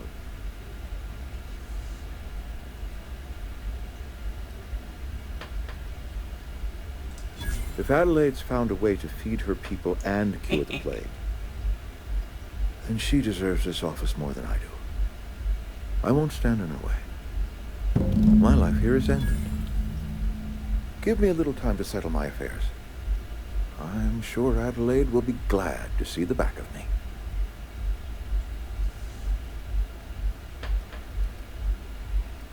A couple months ago, I might have put in for a transfer. It's a big colony. Spacer's Choice has other towns. Now, I couldn't show my face in any of them. No such thing as an honorable resignation. Suppose I could find a place outside the walls, or put in for early retirement. I don't know. I could see myself lasting a week. I have always tried to do right by my town. It has never been easy. I do. Adelaide's found a cure for the plague, and she knows how to tend to crop. She's what this town needs.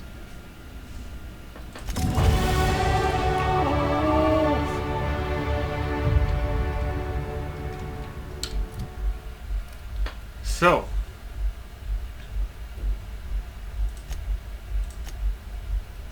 $60, huh?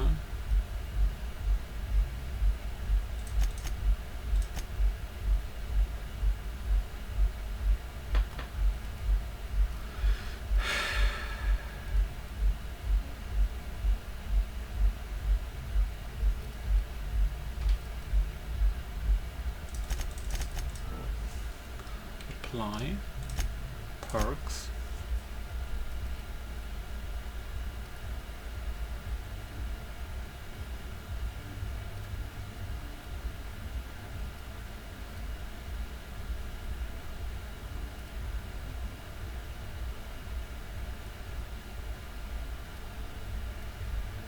Oh yeah, less loss.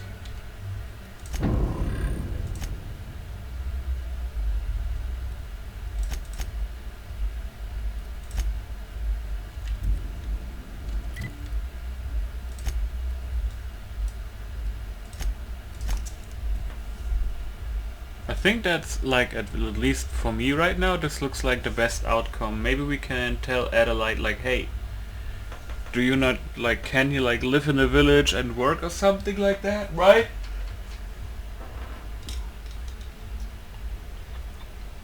So he doesn't die immediately outside?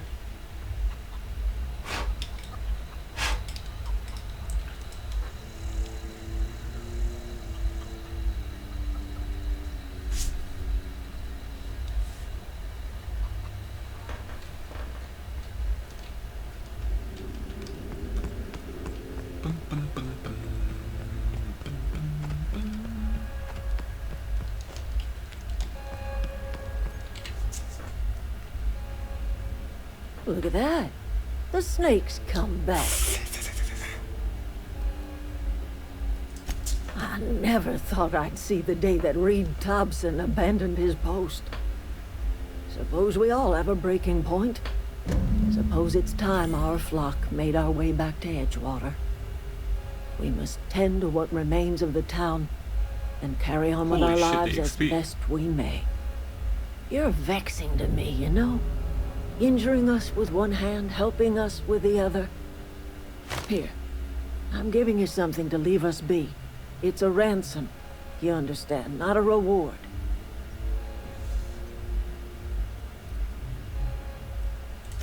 You telling me you did all this just to put me in charge of Edgewater? Stranger, you are some kind of twisted. I am.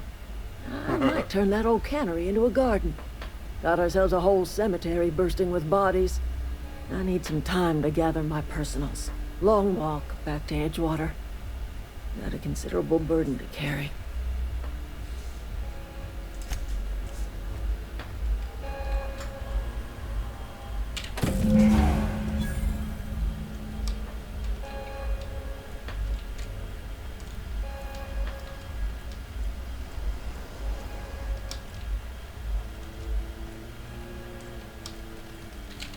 Keep your wits about you, friend. Food's bound to spoil at this rate. I'm not in the lightest of humors right now. Didn't think she'd go back so long as Reed was still running the place. Something must have changed. If Adelaide's going back to Edgewater, we'll follow her.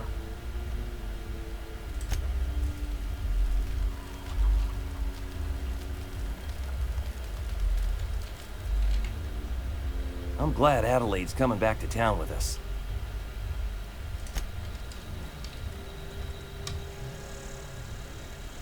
Very nice.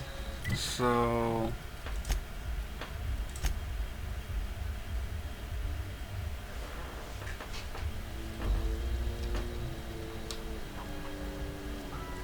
A few more nights like this and we're all turning feral.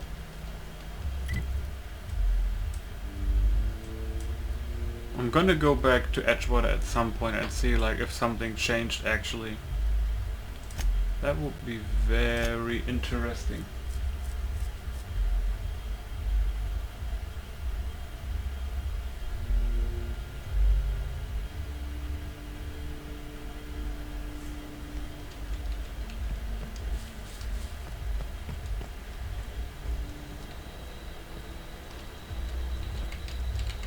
That was a good thing you did, Captain. Helping to bring the deserters and Edgewater folks back together. I hope you rest well on that. Yep.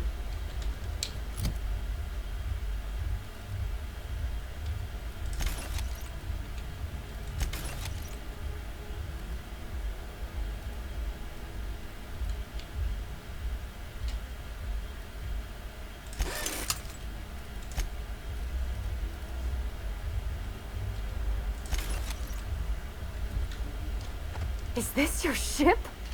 Oh my stars, she is just so handsome. Does she have a name yet? What's her drive model? Oh, gosh. Listen to me babbling. When I was in Edgewater, I dreamed of flying on a real ship, working on a real engine, belonging to a proper crew. I'm the only decent mechanic Edgewater's got, but every time I think of going back, I get this sinking feeling.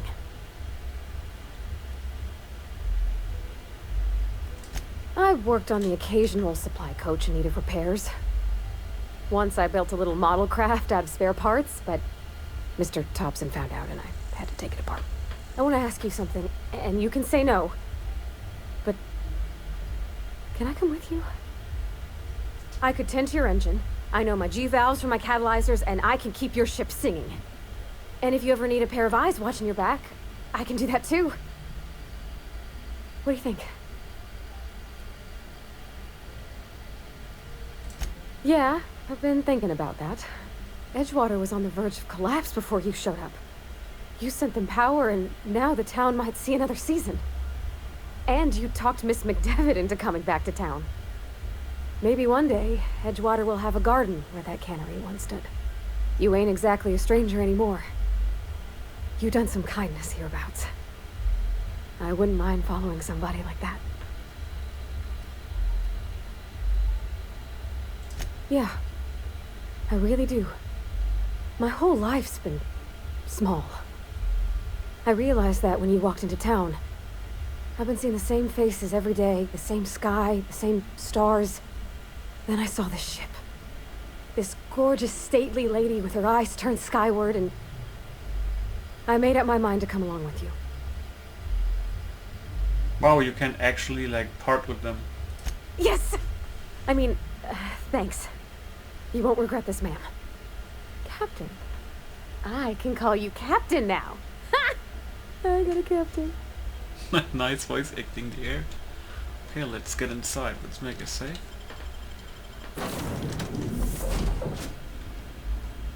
Well, I certainly am looking forward to flying on a ship named the Unreliable.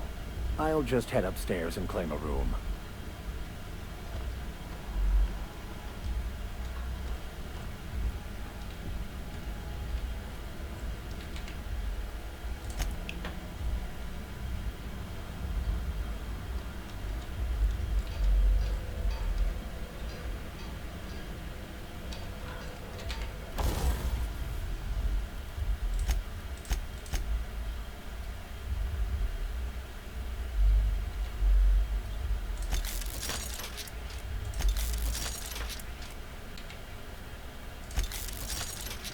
Yeah, so the level goes up, yeah.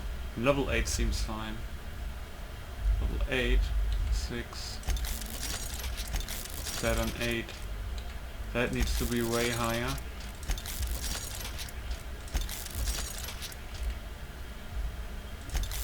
So that's level 8.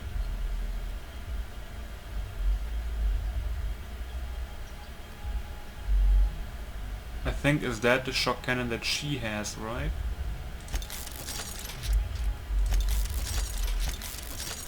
I think so, yeah, and that's what she has equipped too.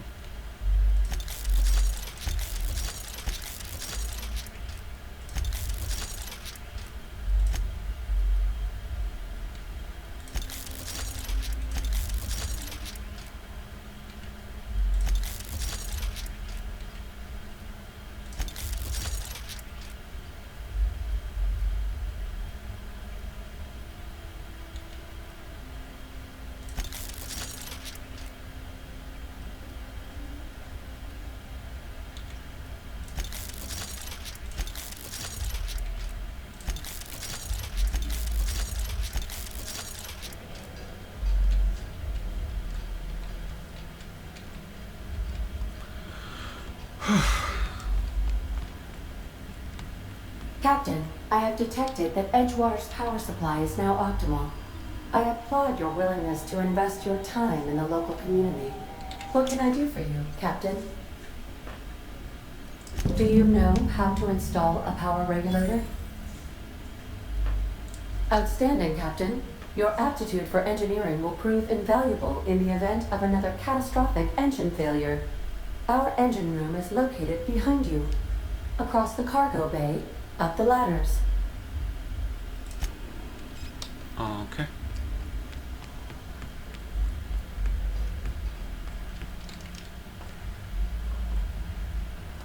I wonder if we'll ever see the landing thing, like, open.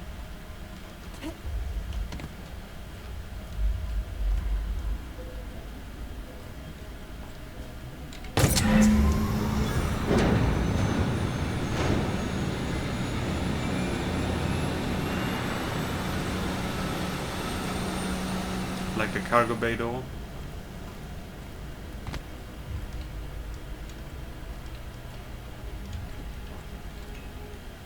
by verity, by strength. What are we contemplating today? Nothing too out of the ordinary. Just your run-of-the-mill vicar with a violently enthusiastic disposition. That's what my parents called it. I grew up in a pit of a town, much like Edgewater. I was destined to be a laborer like my parents, but I was infected early with a need to solve the equation. My passion didn't sit well with them. My parents, ironically. They internalized the precepts of scientism like no one I've ever known. They had a pure faith, a faith that brought joy to them regardless of the situation. I envied that. I wanted that peace. I thought if I became a vicar, I could find it. Or at the very least, find out why I lacked it. They thought I was fighting the plan, should have accepted my lot. Some people pursue the clergy for power, prestige, but that was not me. The simple version is this.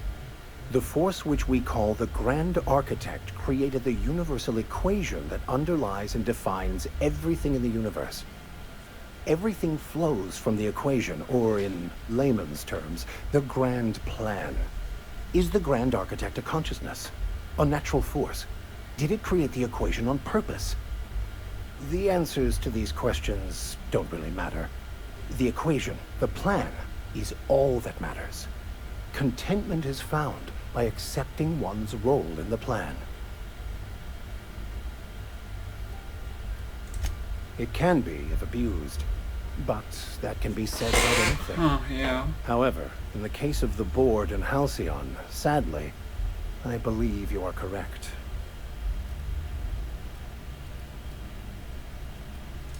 I have run headlong into too many walls in my pursuit of the truth.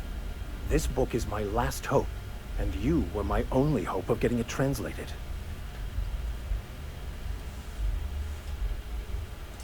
What about you? What's your story?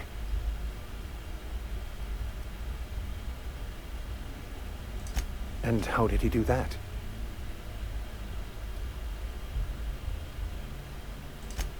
Well, you do seem different than every other colonist.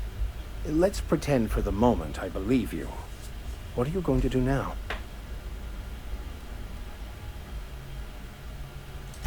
That seems a dangerous proposition. Why risk your life now that it's been returned to you?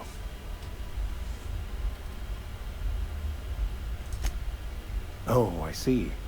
You have my condolences. Bakonu, the author, had some interesting theories about man's perception of reality that I thought could be applied to our attempts to decipher the plan. Unfortunately, he was also one of the founders of the Philosophist school of thought, so the book is banned in this colony. Philosophism's a false religion that stands in contradiction to almost everything we know to be true. They believe all is chaos, in stark contrast to OSI's belief in the plan. But most of the philosophist perversion of Bakonu's thoughts came more than a century after his death.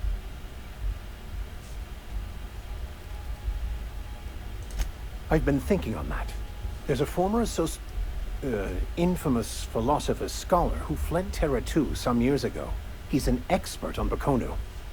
He's also who told me of the journal's presence in Emerald Vale. If anyone in this colony could translate that book, it would be him.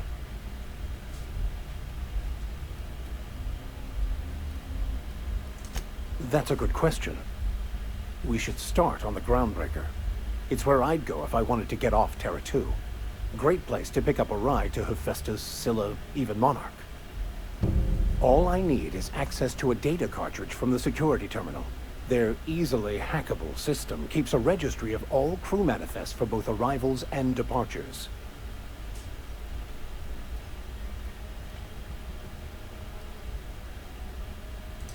Before I transferred to Edgewater, I had a wealth of time to develop certain, secular skills during my years serving a particular penitentiary flock.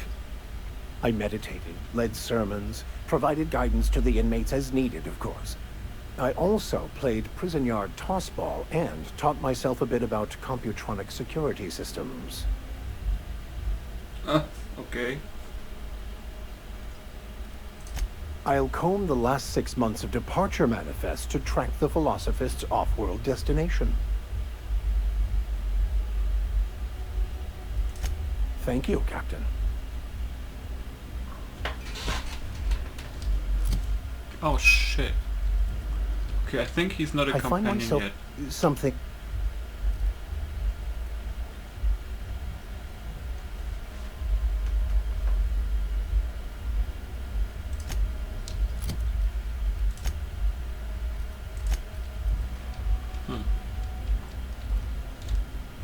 Do you have anything? I think you did the rightest thing you could, sending the power back to Edgewater. A lot of people would have suffered otherwise. People I care for. Even if they didn't care much for me.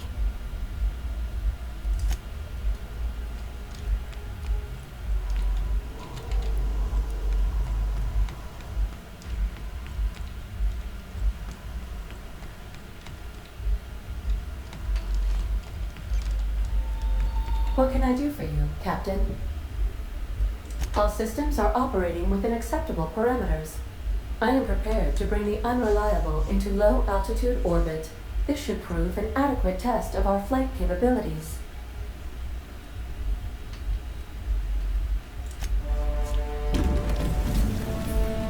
Oh no. Okay. That didn't look good in the one turbine. Jesus. Also, I hope next time that we are using an actual landing pad and stuff.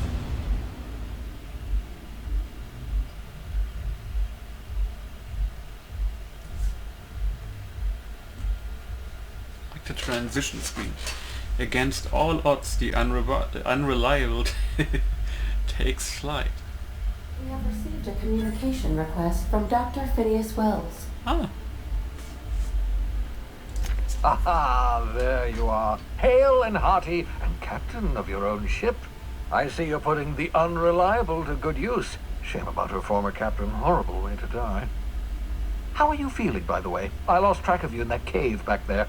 Experiencing any, unnatural drippage? Perfectly normal side effect of thawing, I assure you.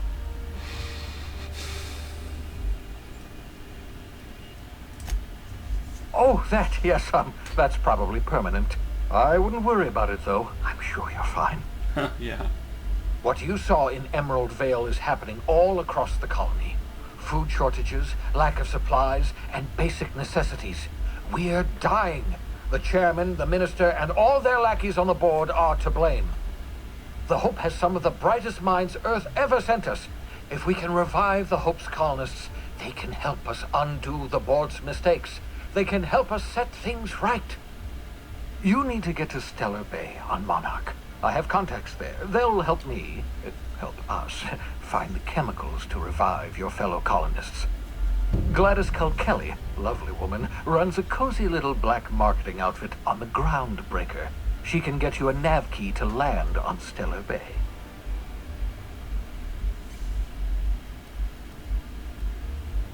Oh shit, everything is open. Oh god. Gladys and I have been doing business for years. Her smuggling credentials are unimpeachable. If anyone can get you a key to Monarch, it's her. Strictly speaking, Monarch is a moon, terraformed badly, and almost completely lawless. You'll love it. Captains don't fly their own ships, you see. Your navigation terminal handles the, navigation. Think of a nav key as a set of flight instructions. The board's been confiscating nav keys for Stellar Bay, so we must rely on unconventional means of acquisition. Hence, Miss Gladys Kelly.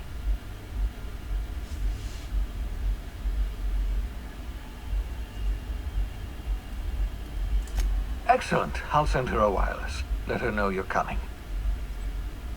By the way, I gave Captain Hawthorne a disguise apparatus of my own design, cutting-edge technology, years ahead of its time. I call it the Holographic Shroud. I'm sure it will prove remarkably useful to you. You'll find it in the captain's quarters. marvelous device. I'm quite proud of myself. The shroud changes the user's appearance to mimic that of another. It has limits. First-generation technology, you see, but promising. Exciting to see it in use at last. Very simply, the holographic shroud uses biometric information contained on standard identity cartridges to generate a holographic projection around you. Only stands up to a casual scrutiny. Use it too long, bound to flicker, blur, something like that. Movement makes it more likely. Best used in moderation. When you see guards in your path you can't sneak past, for example. Maintain your distance. Act normal. No running, no jumping. Don't draw their attention. If they pay attention, they're more likely to notice flaws in the hologram.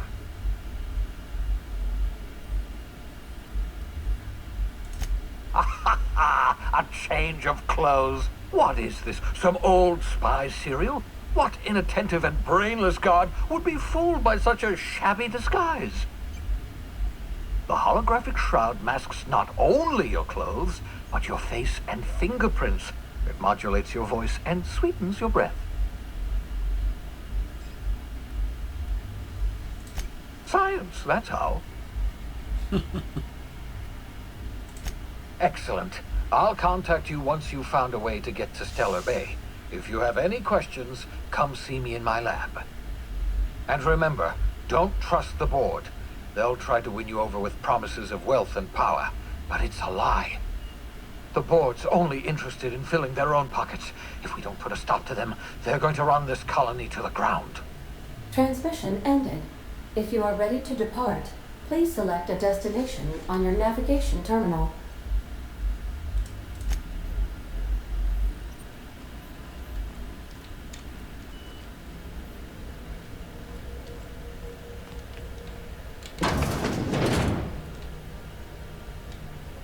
The landing pad, nice.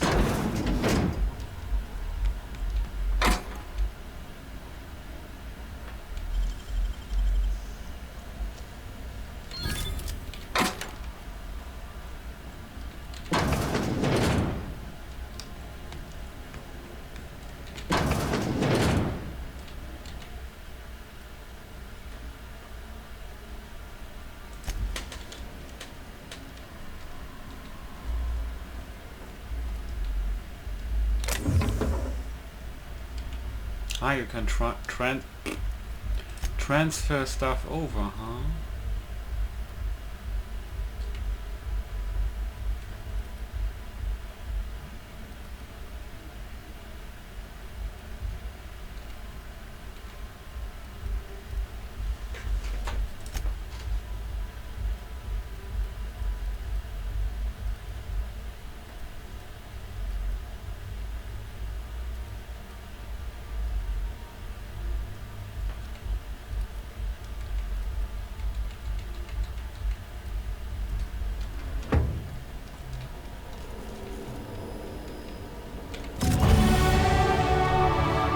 What the hell is this? The holographic shroud projects a disguise on you and your companions that gives you access to restricted areas provided you have the correct ID cartridge for the area.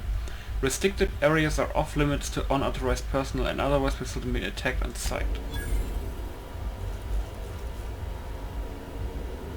Okay.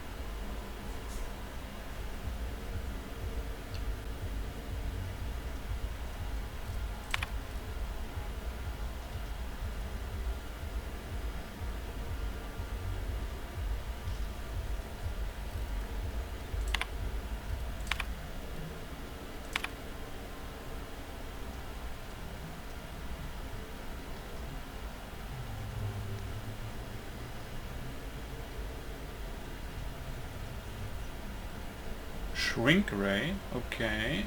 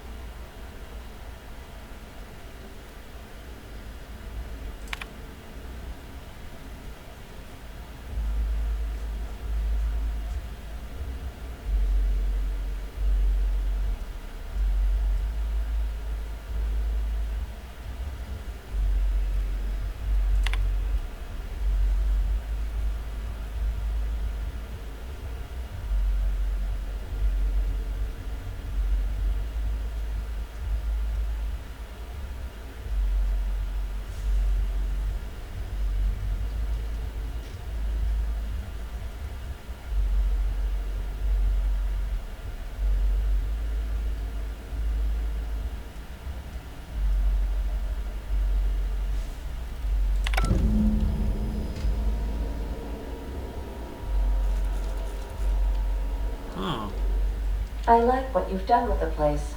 Kitschy collectibles are such a human inclination.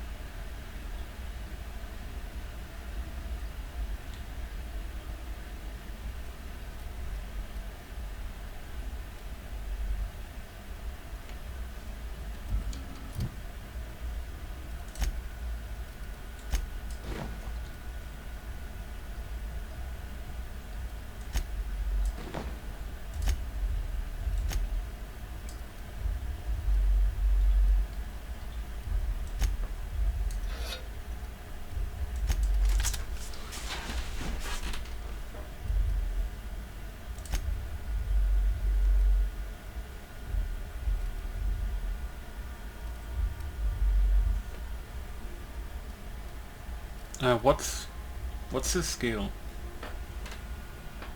By the way. Trick shot.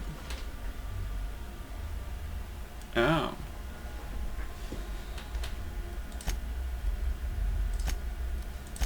Shotgun, huh? Maybe should give him the shotgun?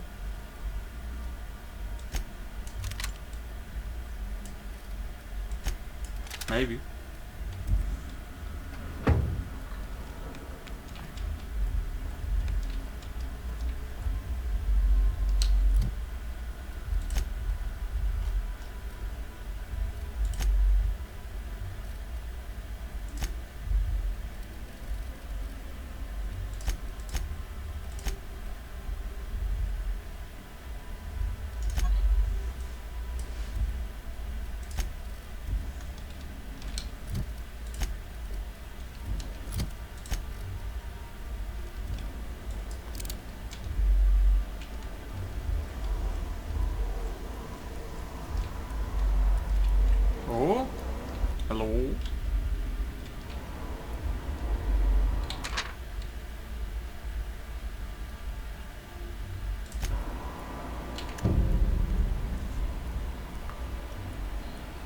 SAM unit.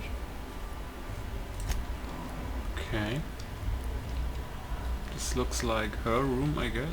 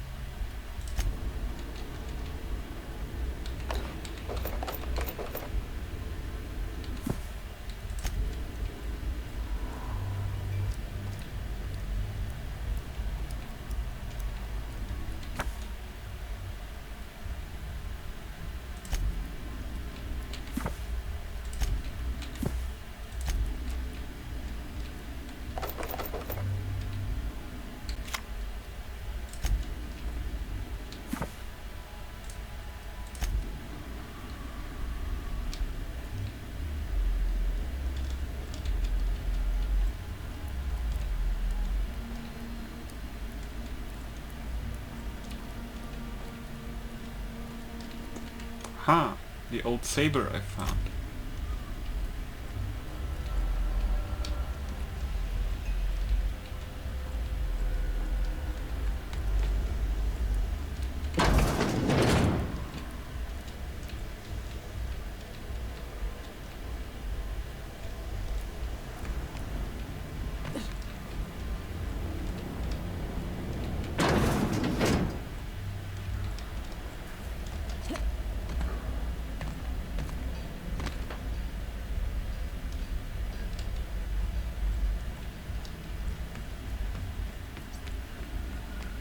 Welcome back, Captain.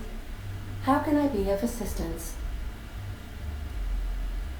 The unit is a cleaning SAM. Hawthorne brought it on board some cycles ago, I'm sure with the intent to modify it, but I've never seen it up and running. Alex likely recorded progress notes detailing his efforts to modify SAM. If you check the terminal in your captain's quarters, we may be able to determine what work remains in order for SAM to properly operate. Certainly, Captain. What would you like to hear? A neutron walks into a bar and asks, "How much for a Rizzo's rum and something?" Leering, the bartender replies, "For you, no charge." Now playing a Spacer's Choice advertisement jingle. It's not the best choice. It's Spacer's Choice. Everyone in Halcyon is contractually obligated to label this or another board-certified jingle their favorite song. As you wish, Captain. I must...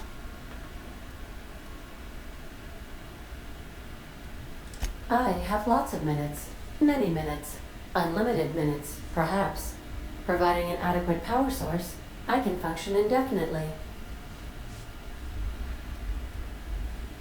I prefer to think of it as being in a state of slumber, perhaps for an indefinite duration of time.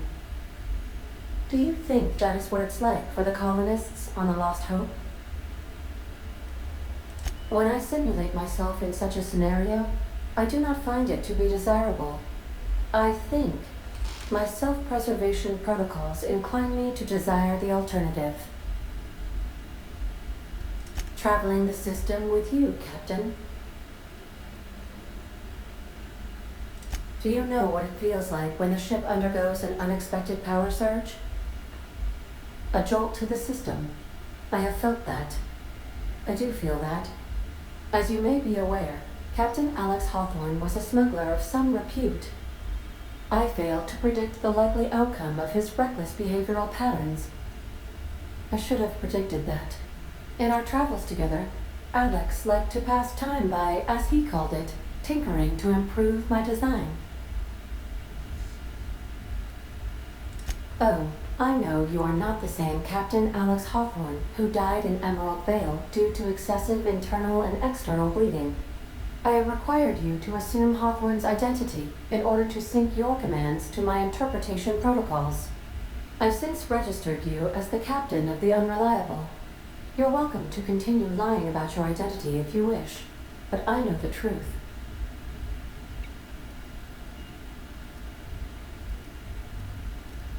I am relieved to hear it, Captain. No, but I am programmed to put you at ease by saying so. If you mean, was Captain Hawthorne my first? Yes, he was. How can I be of assistance? What part of the colony would you like to discuss? Ah, yes. As Dr. Wells is a wanted outlaw, he built his laboratory into an asteroid. Orbital destinations can be challenging to land on. His more so than most. There is a bounty on his head, one with a markedly high reward amount. Shall I engage the laser weapons system?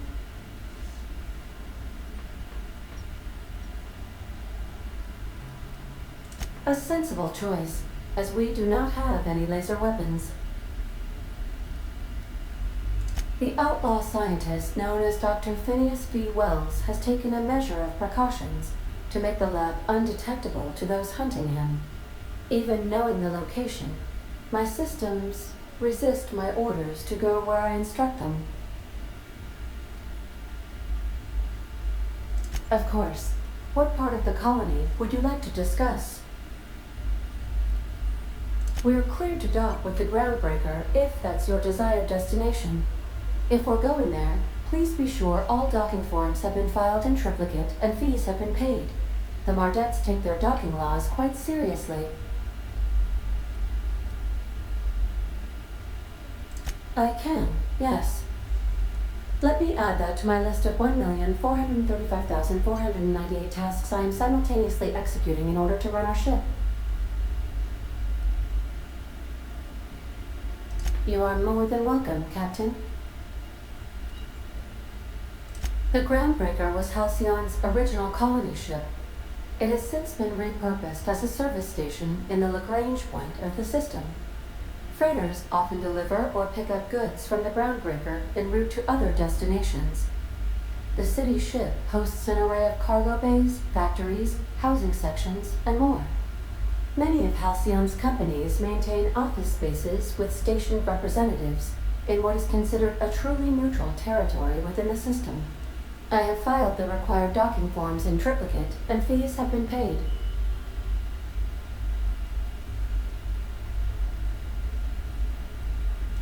How can I be of assistance?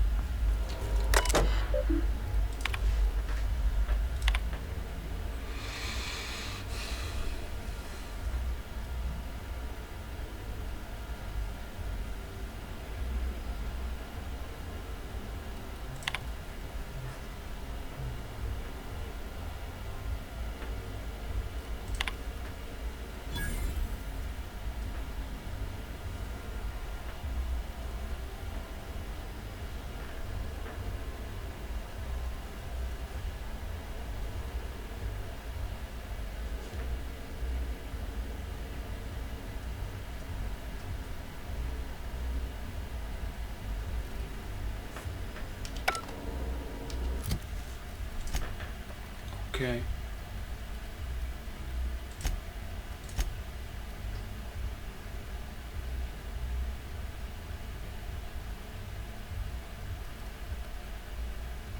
Where is Roseway?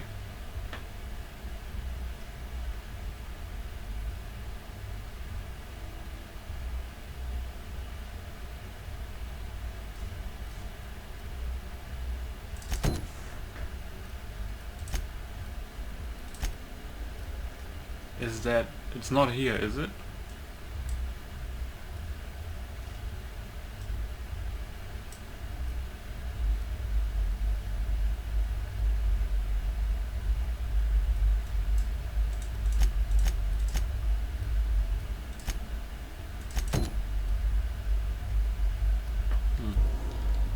Make yourself at home, Captain.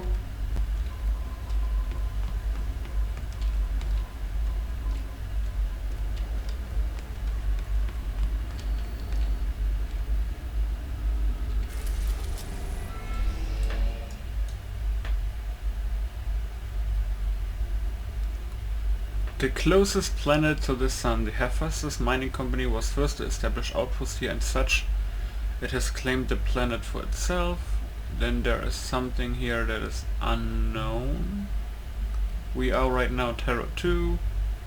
Halcyon's wealthiest elite live in this capital city. Byzantium. Oh, so we can visit it later. While the colony's laborers live in corporate-owned township along the frontier.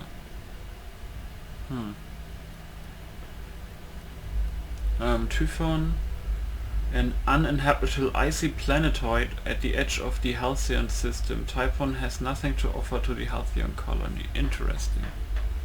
We have Phineas Lab. The Groundbreaker, where we are actually gonna go next episode.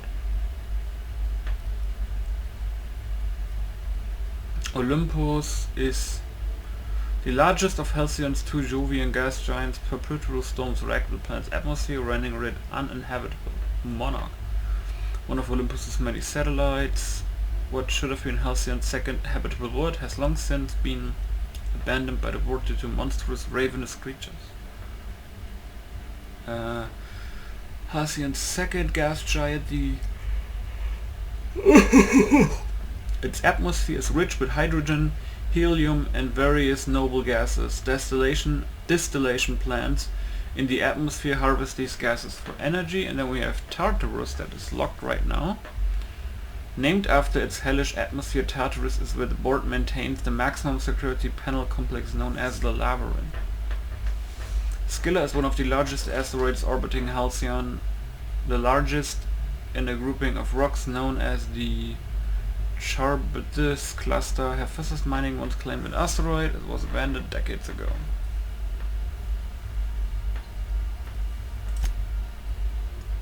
Let's visit him really quick and see what's going on.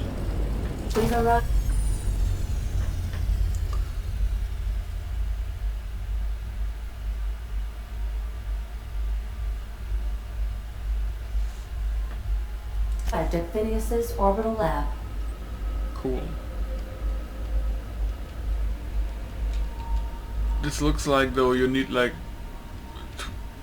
50 years to build that stuff. So you're telling me he built that on his own?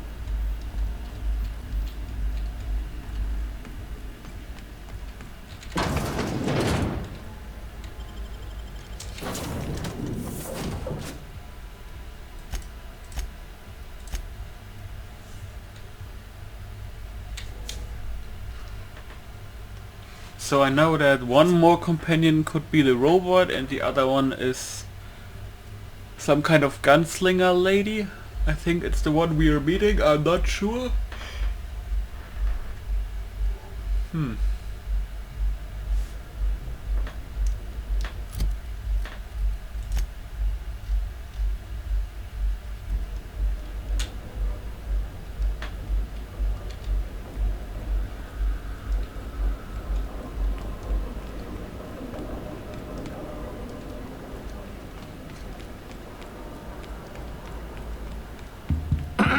Hello?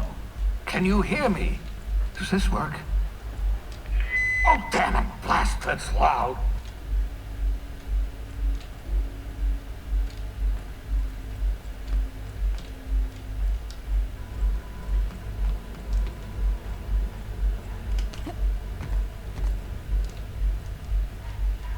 Oh. You're a deft hand with a mag pick.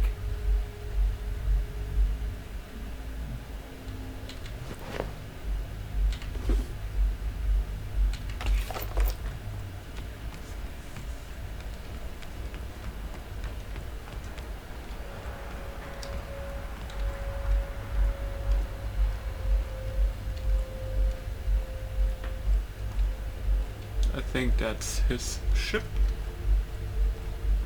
I'm just securing my ongoing experiments. And securing myself.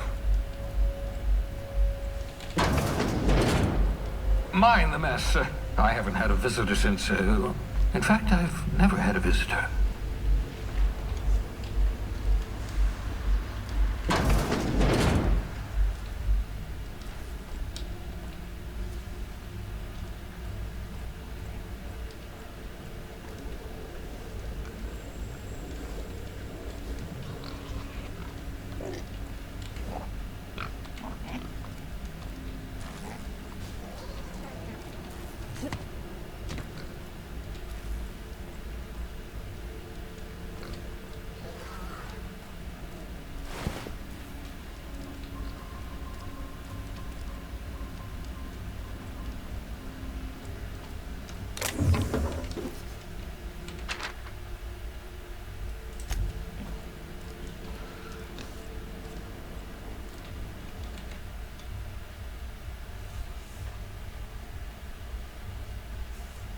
Reviving you from hibernation was my greatest accomplishment. Your odds of survival were a mere 28%.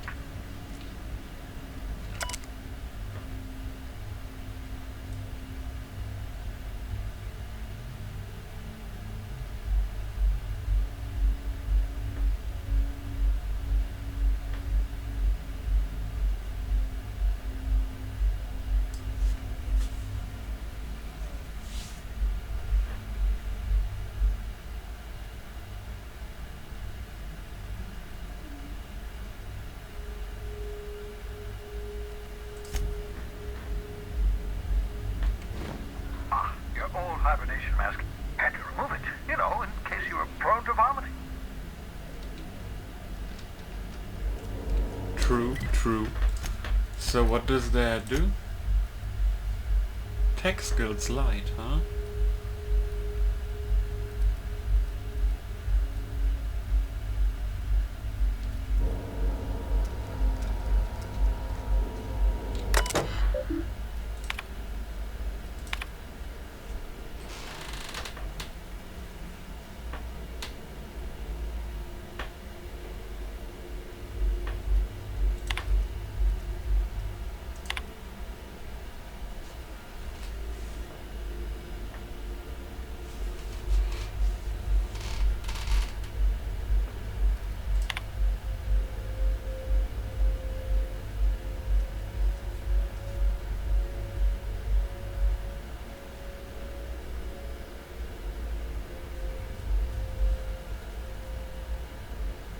They eat tumors? Jesus Christ.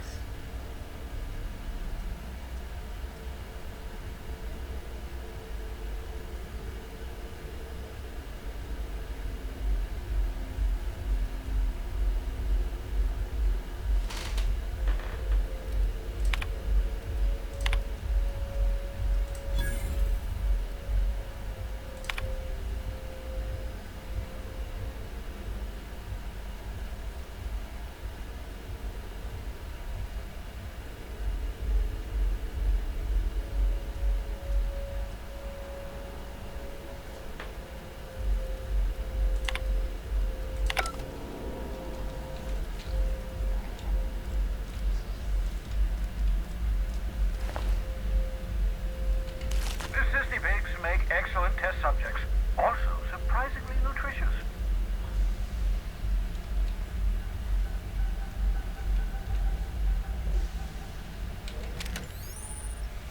Science weapons. Science weapons are unique weapons that have strange and powerful effects. Science weapon damage and the strength of their effects both increase as your science skill is increased. Aha! I see you found my portable molecular compression device, better known as a shrink ray. Find a target, point, shoot. Your target will shrink down into a manageable size, whereupon you may commence beating them to a pulp. Feel free to try it on a marauder sometime. Okay.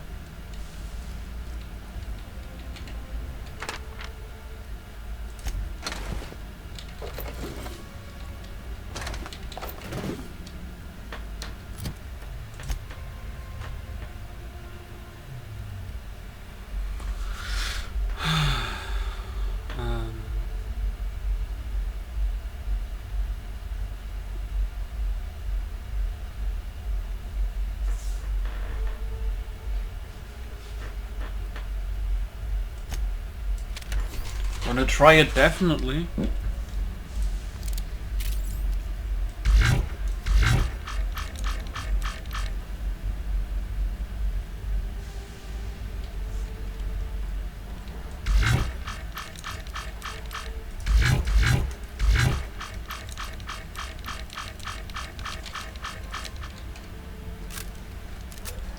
So it only works on enemies, I guess. I'm gonna try it out.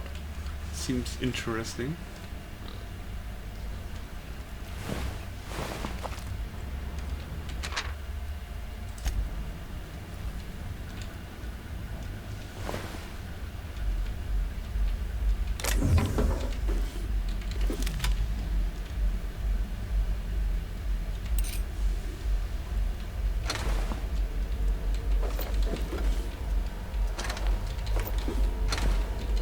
Wait, what? Jesus, sell value 1,750. Wow.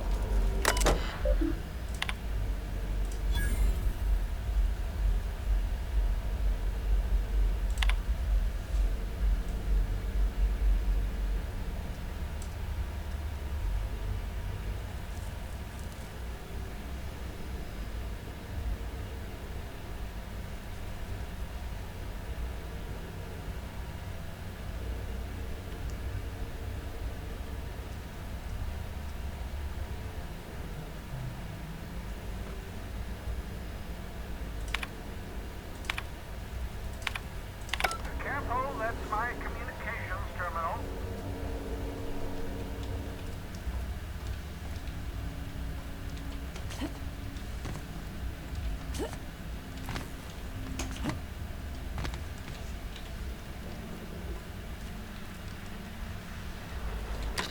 Oh, thank the law. Your skin hasn't spontaneously changed color. Potential side effect of the revival process. Very rare, but you never know. Right. Welcome to my little habitation, such as it is. I've got caffeinoids, cysty bits, if you're into that sort of thing. So, welcome. Make yourself at home. My secret hideout is your secret hideout. Not at all, my intrepid accomplice. I should thank you for tolerating my somewhat brusque manner. I only regret that I couldn't save more of your fellow settlers, what with being hunted by the board, and emptying my supply of necessary chemicals. Of course. What's on your mind? Oh, it's not you. I do experiments in that room. Some of them get quite scientific. The unexpected is to be treasured, but from a safe distance. Regardless, it's quite comfortable in here, you know. I have my beans, have my caffeinoids, plenty of toilet paper. Absolutely. Let's talk. No, and I've been trying very hard to avoid making eye contact. Ah, the wanted criminal himself. Pleased to make your acquaintance. Wait, not another word. I don't want to know your name. I don't want to know who you are. Let's just enjoy our plausible deniability while it lasts, shall we? Why don't you just invite the entire colony to my secret, carefully concealed laboratory? It isn't as if I wanted privacy. Oh, fine. As long as you're vouching for their character and they aren't touching things. For what it's worth, I am pleased that you found a crew, such as they are. You're a talented scientist, after all. Our kind has always been incredibly popular.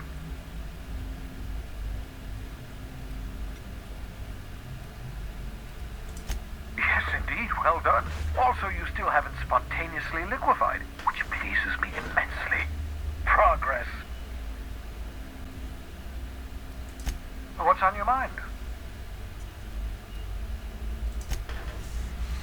I'll be back. Bubbles.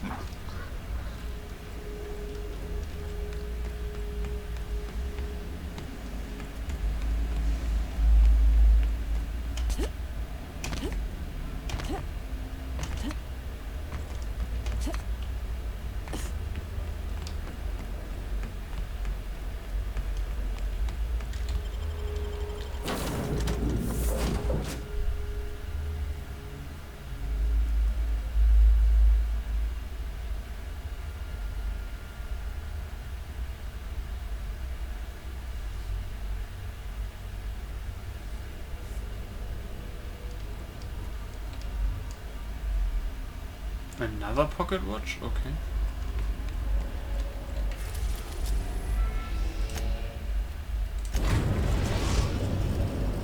Destination reached. The Groundbreaker.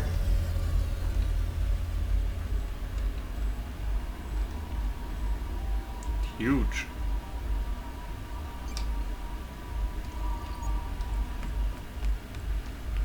Can we talk? Yep. Hey, Captain. I heard that Groundbreaker's got a real good engineer. A lady named Junlei Tennyson. I was thinking that maybe I ought to meet her. If you got time to swing us by, I mean. Probably. I don't got much experience fixing actual spaceships. I bet you a can of Borston beans she could teach me all manner of stuff.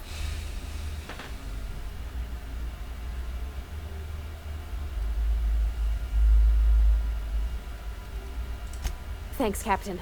I'll be sure to make it worth your time. Did you want to talk about something else?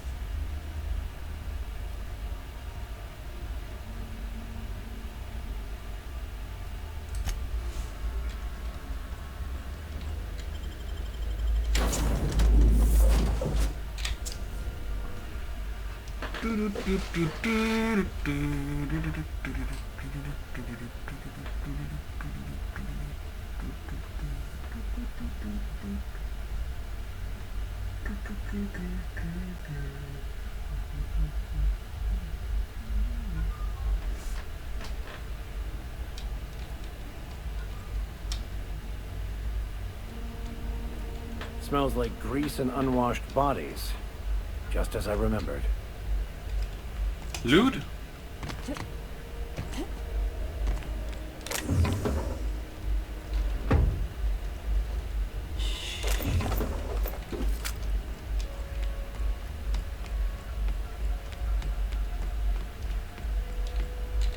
Just checking your ship's manifest.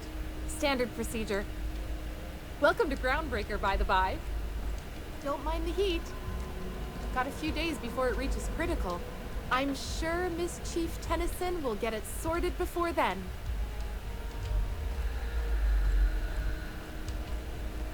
I like that you can see the names with the mouse. Anyway, let's do a hard save. Yes. Thanks for watching, whoever is watching, and I'm gonna see you next episode. Let's try out his skill, by the way. I smite you in the name of the law. Oh shit. Oh yeah, the shrink right now.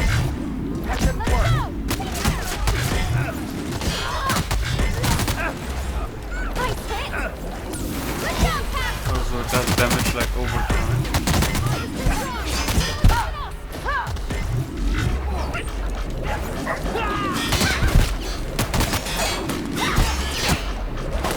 That's such a stupid weapon. Captain, you're wounded! Can't get past that armor!